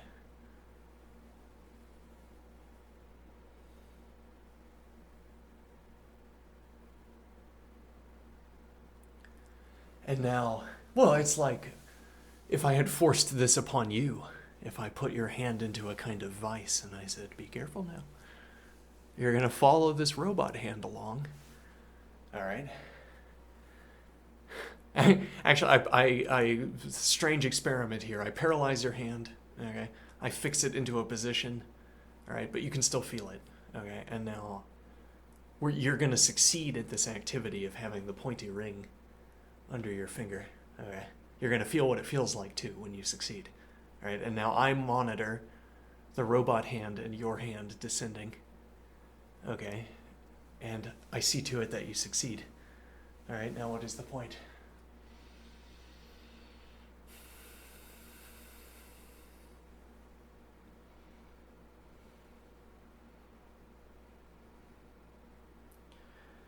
The point here is that you would be on tenterhooks the whole time. You'd be looking, you'd be focusing on your finger. And you'd feel, oh no, that feels like it's increasing. Okay, it's decreasing. Oh, it feels like it's increasing. No, it's decreasing. And you'd be highly concerned. You'd care a lot. The pressure is, oh, it's increasing. Oh, no. And then it's, oh, okay, it's decreasing. Oh, no. Okay. Now, you could also be placid. I say, it's going to work. Just relax, okay? And then no matter what you feel in your hand, you're just over here. Nope, it's nothing. It's nothing.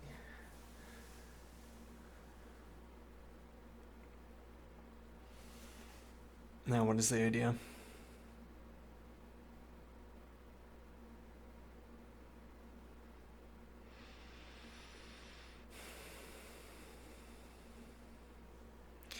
It's interesting that you undergoing this experiment are making distinctions in the sensation in the hand.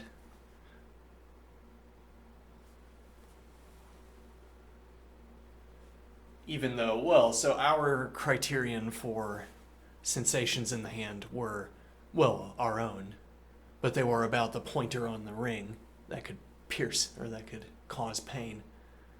Okay, that's our only distinction. We're not going to inflict any pain on you. We'll succeed. Okay, and now, but for you, worried that we might inflict pain on you, worried about something that is impossible in this example now, or won't happen at any rate, worried, okay, and you look at your fingertip in your head, in your hand even, you look at your fingertip, and you make distinctions that we don't make because we know we're not going to fail. And why is that interesting? You say the pointer is getting close. What you can't correctly mean by that is that there's a higher degree of risk, for instance, that the pointy end pierces the skin. The chance that that will happen is zero. It's not merely that I have confidence in my success, it's that I have finer degrees of metrics, and they tell me that we're still well beyond the boundaries of danger of piercing anything. We stay well within. Okay, so now you get more and more worried about something that can't happen, and your worry will never be justified by a conceptual evaluation proving true. coincidentally, your worry will never be justified by feeling pain.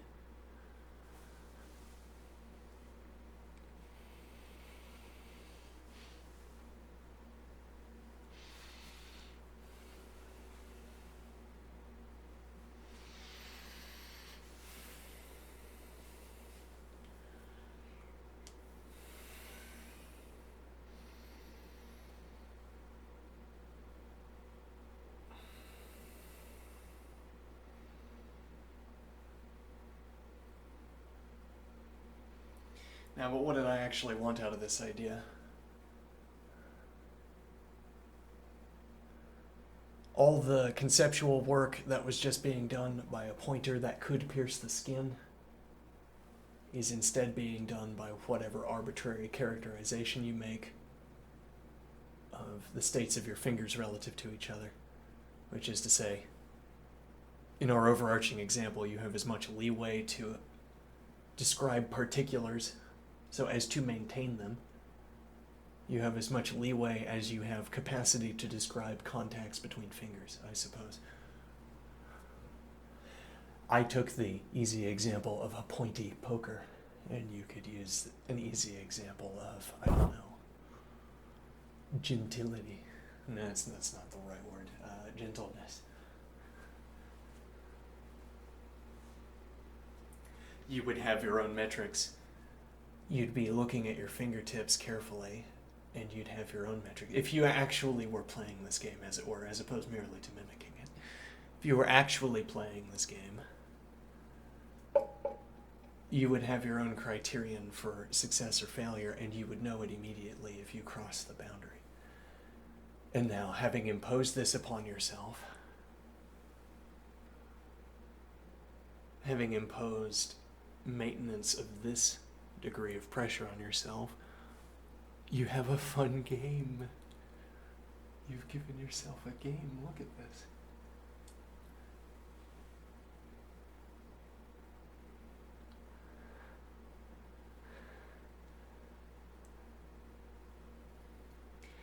And then, if the moment you step over a boundary, you just shed that boundary. It's gone. I say, there was a low point of pressure. I say, that's the new max. You can get as close to it as you want without going over. And then at the end, I will have my true statement. I'd say, if at the beginning of this practice I had imposed only these constraints on myself, I would have succeeded.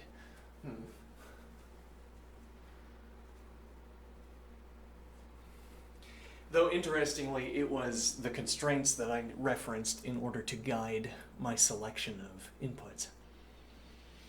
I mean, I say there's some minimal level of pressure between the two hands that's allowable in this frame, and I'm referencing, whatever that means, referencing that constraint in deciding what my action is.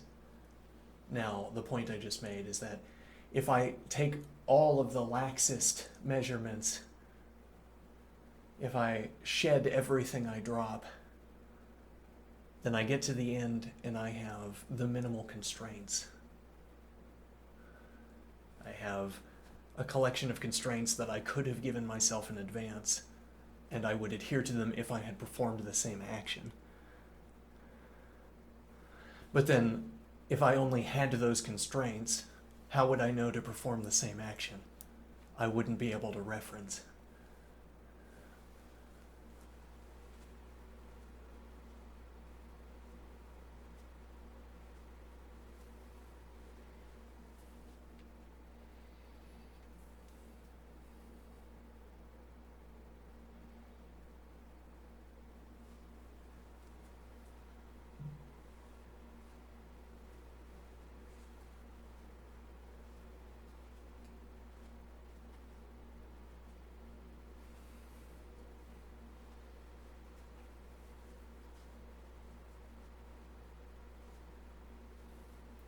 At any rate, will. Why do I say that this activity is the most relevant one?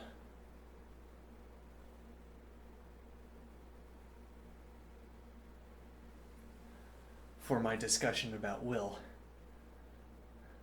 Why do I want to find will in this activity? Which other activity do you suppose? Where else would I find it?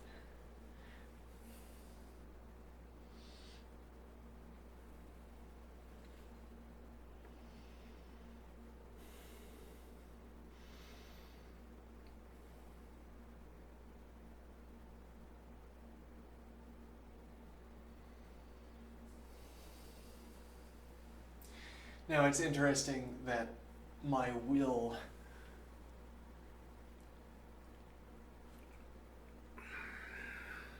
if we want to account for it to its full extent, we need multiple frames.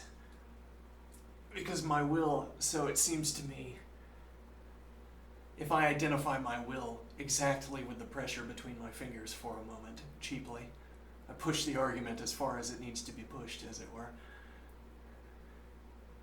I identify my will with the pressure between my fingers. And now, though I think a thorough accounting of my will would require me to talk about the remainder of my body, would require me to talk about a video, would require me to talk about the relationship between frames, in addition to speaking about each frame.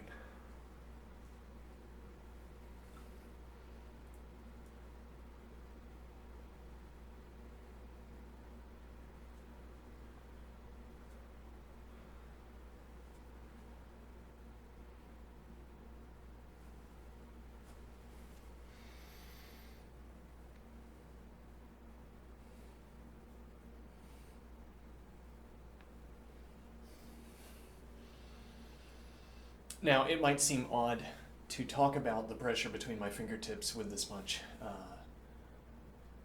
attempted precision, but this is merely a stand-in for anything else, any other activity I could be performing. What we're establishing here is not the particulars of what it's like to maintain constant pressure between my fingers, but rather what we're establishing is, the grammatical relationship between rules and behavior, I guess. I don't know.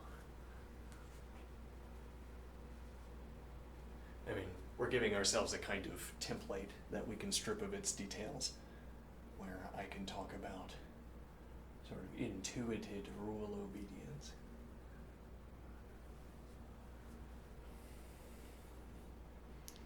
What a curious sensation.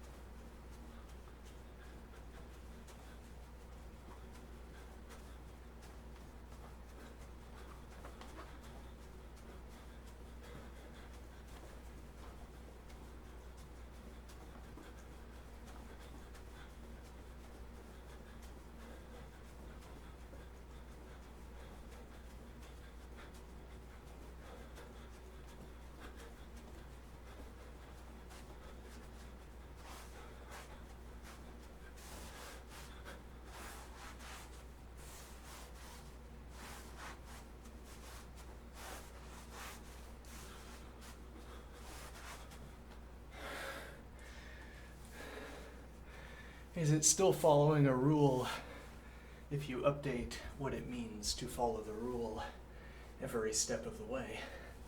Well, if you have my minimal rule adherence conception, sure. What do I mean?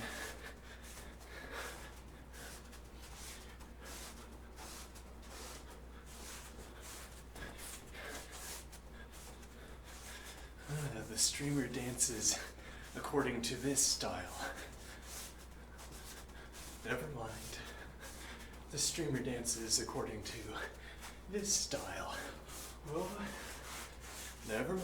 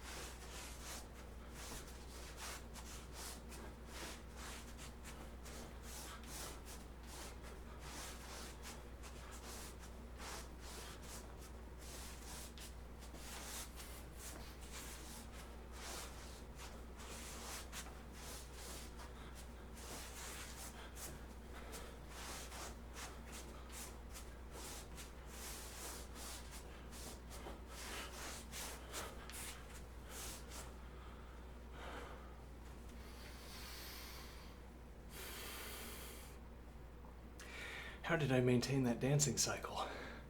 That what? No, you misunderstand. I was maintaining a sort of rubbing sound of my feet against the ground. The dance, that was incidental. Incidental to the primary focus, which was making those sounds continue with my feet. Now, though, you could run this in reverse and say, figuring out how to continue making those sounds with my feet was a good guide concerning how the activity should continue. Self-perpetuating, if you will, that as I continue to succeed at bringing about those sounds with my feet, I continue to place myself into such a circumstance that bringing about those sounds will keep open the possibility of bringing about those sounds.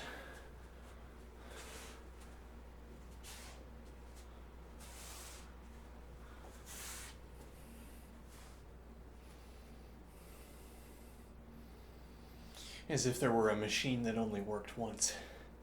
I don't think we would call it working.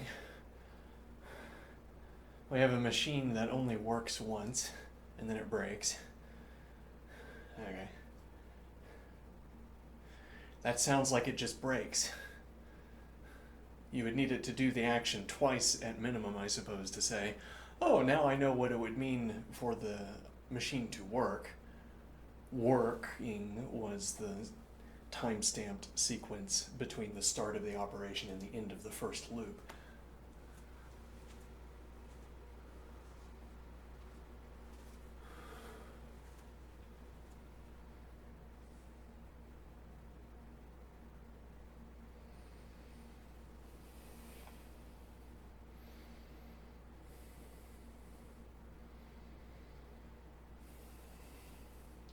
Now the idea is, when I do that kind of tap dancing I was just doing, I find I can continue doing that tap dancing. But not all ways of generating that sound are such as to put me into position to deliver the next instance of the sound.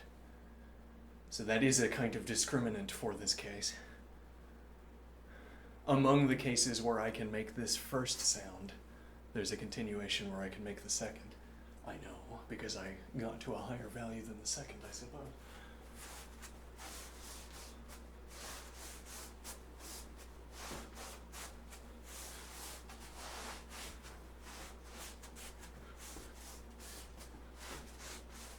And among the sounds that my feet are making, I can select arbitrarily.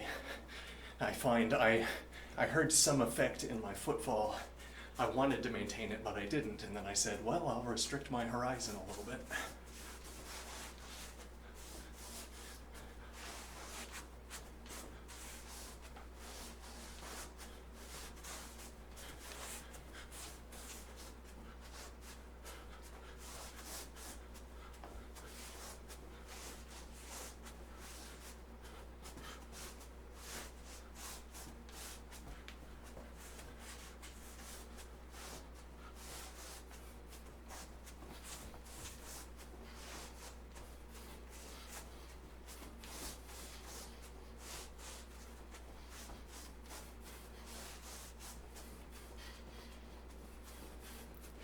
I can even imagine over.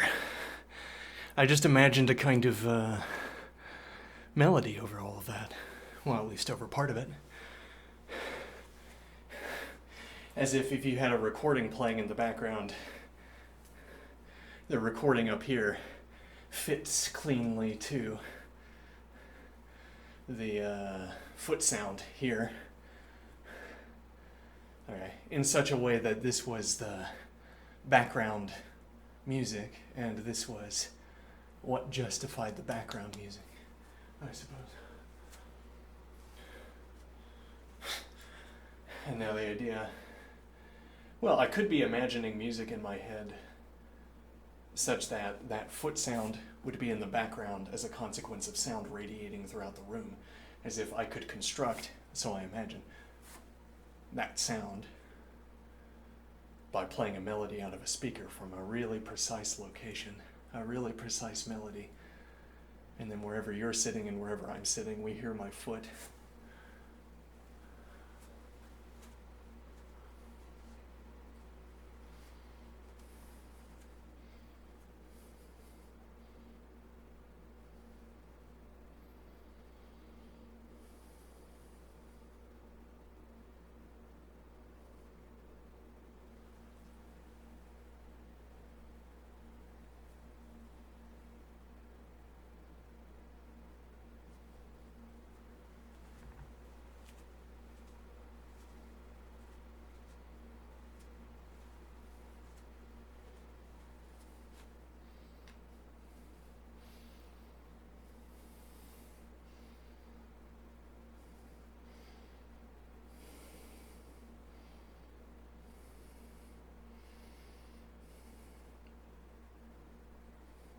So I'm saying that that's a fanciful extension. The less fanciful idea is that we were talking about making this sound of the footfall that hopefully you can hear in the background.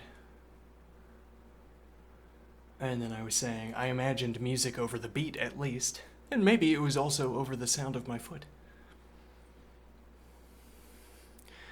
And now I'm thinking the music in my head lined up with the sound in my foot. How convenient. I got to hear as if both of them. Oh yeah, and you could have a playback, you could have a boombox over there or whatever. Speakers that project the melody that I'm hearing in my head and overlay it over my foot sound. And now I could have success or failure conditions defined between the sound in my head and what my foot is doing. So that even if my foot succeeds, selects an acceptable footfall sound, an execution of the footfall sound, it doesn't match up with the music that I hear in my head, according to the additional rule set I'm carrying along with me.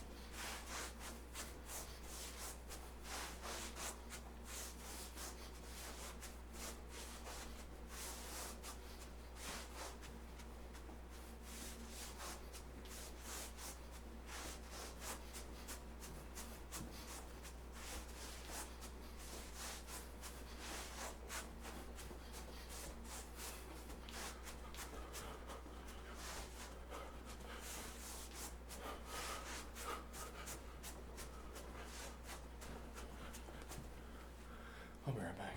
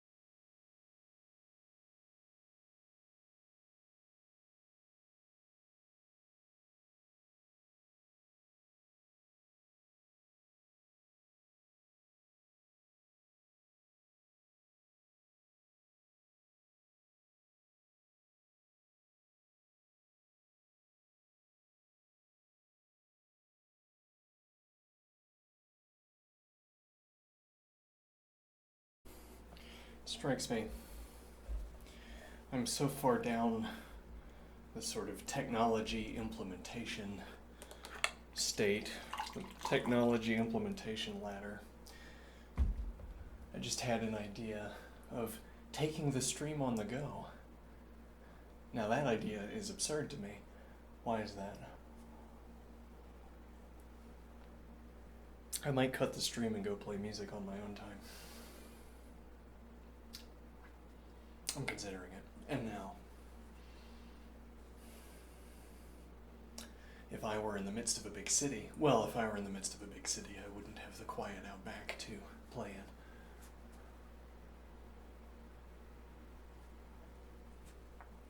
I'd have to live near a studio or something.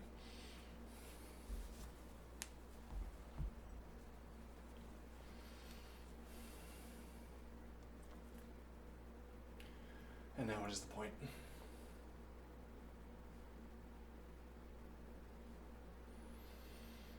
The point is that, right, the kind of internet you need to have to be able, and computer and compute, the kind of compute you need running in the background to be able to say, I'm going to press a button, put in some earpieces, put on my monocle, and we're going to go outside. Let's go.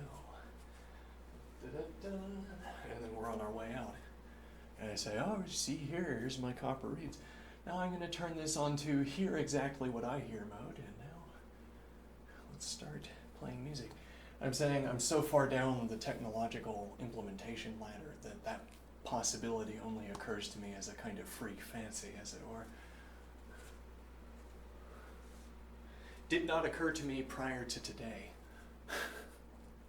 And I have both played Outback many times and streamed many times, and the prospect has never struck me. And yet, if I had made a habit of going up to this faucet or whatever to get water with the stream, then I would be coming back down to my chair on one day, on one of my streams, and I would say, I'd look over to the outside, and I'd say, oh, actually, we could just go over there instead of going back to my chair. What a wacky turn of events. Let's go over there. And then we would be outside. And then being outside, I would say to myself, now that I'm here, well, it's kind of nice outside. It's not so cold. Thought it was going to be colder. I could stay out here longer. Hey, Chad, you want to stay outside longer? Well, you know what we could do outside? And through this sequence of events, I would have arrived back at sitting down, right? Just as a matter of course, I would have arrived at the recognition that I am able to walk outside, sit down with Chad, and play music. Whereas that only strikes me as a kind of sideline, as it were, because I can't do that, right? Why would it strike me if I can't do it? More importantly, why would it strike me if I'm never in a circumstance where that's going to strike me?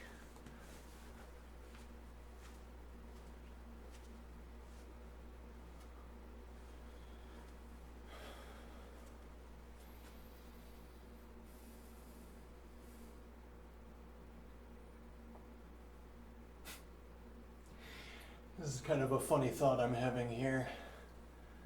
I've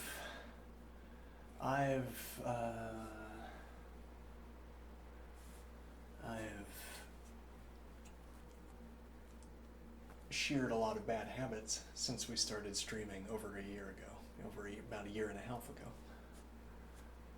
But I haven't shed the streaming habit. That's interesting. I haven't even tried giving up the streaming habit. It'd be awful lonely.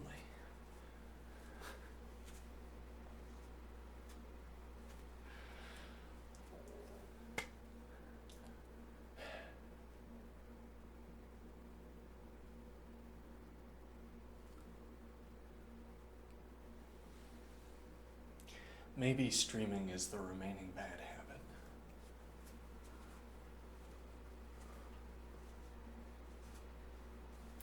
It is at any rate an unexamined bad habit.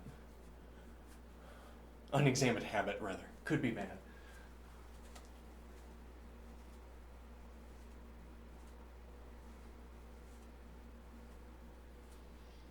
Just another free side thought that strikes me.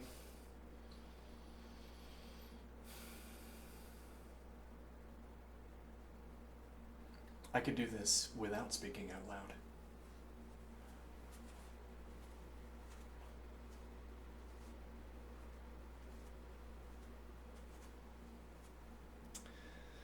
If I could justify it financially, I could dictate everything I say out loud, always be in dictation mode, and have the interlocutor process everything I say.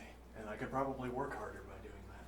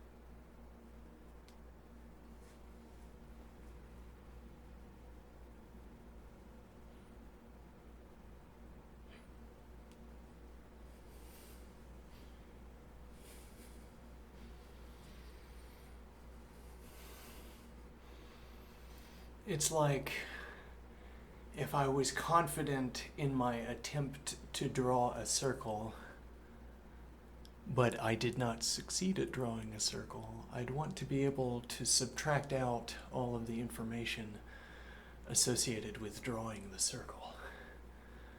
Yes, I succeeded at drawing a circle if the plane were flat.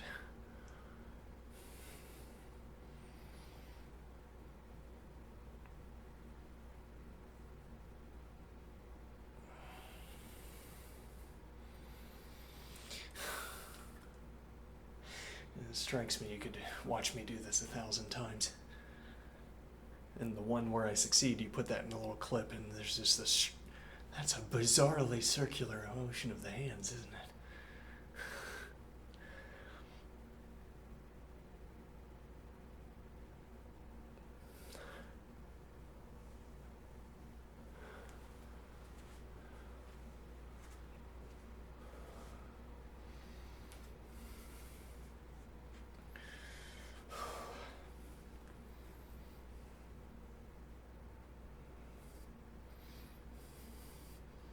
This activates a lot of core muscles.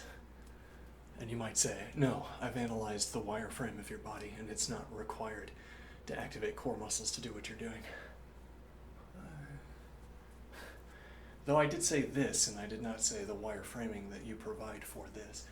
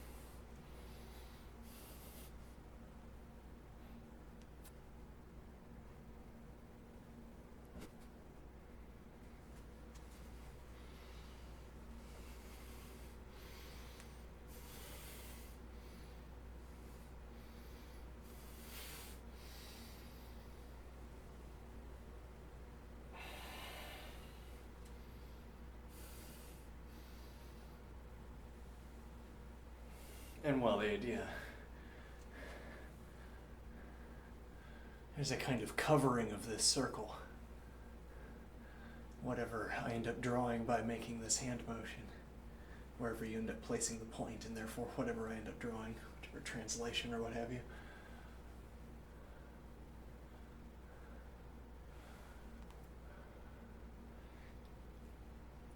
affected by. I could have as many different muscle clusters as I can recruit.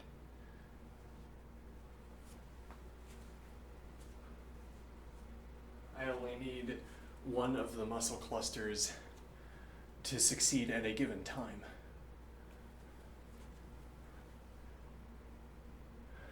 Now, I adopt this pressure between my fingers, and I can do a motion like this. And that was easy. I don't know why it was easy, but it tells me something about this pressure complex. It tells me something about the kinematics diagram, as it were.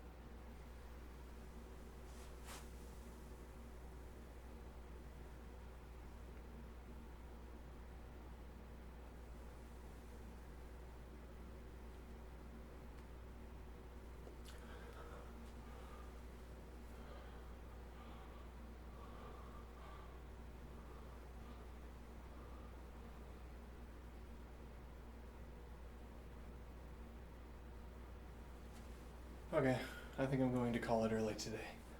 I'm going to go play music outside.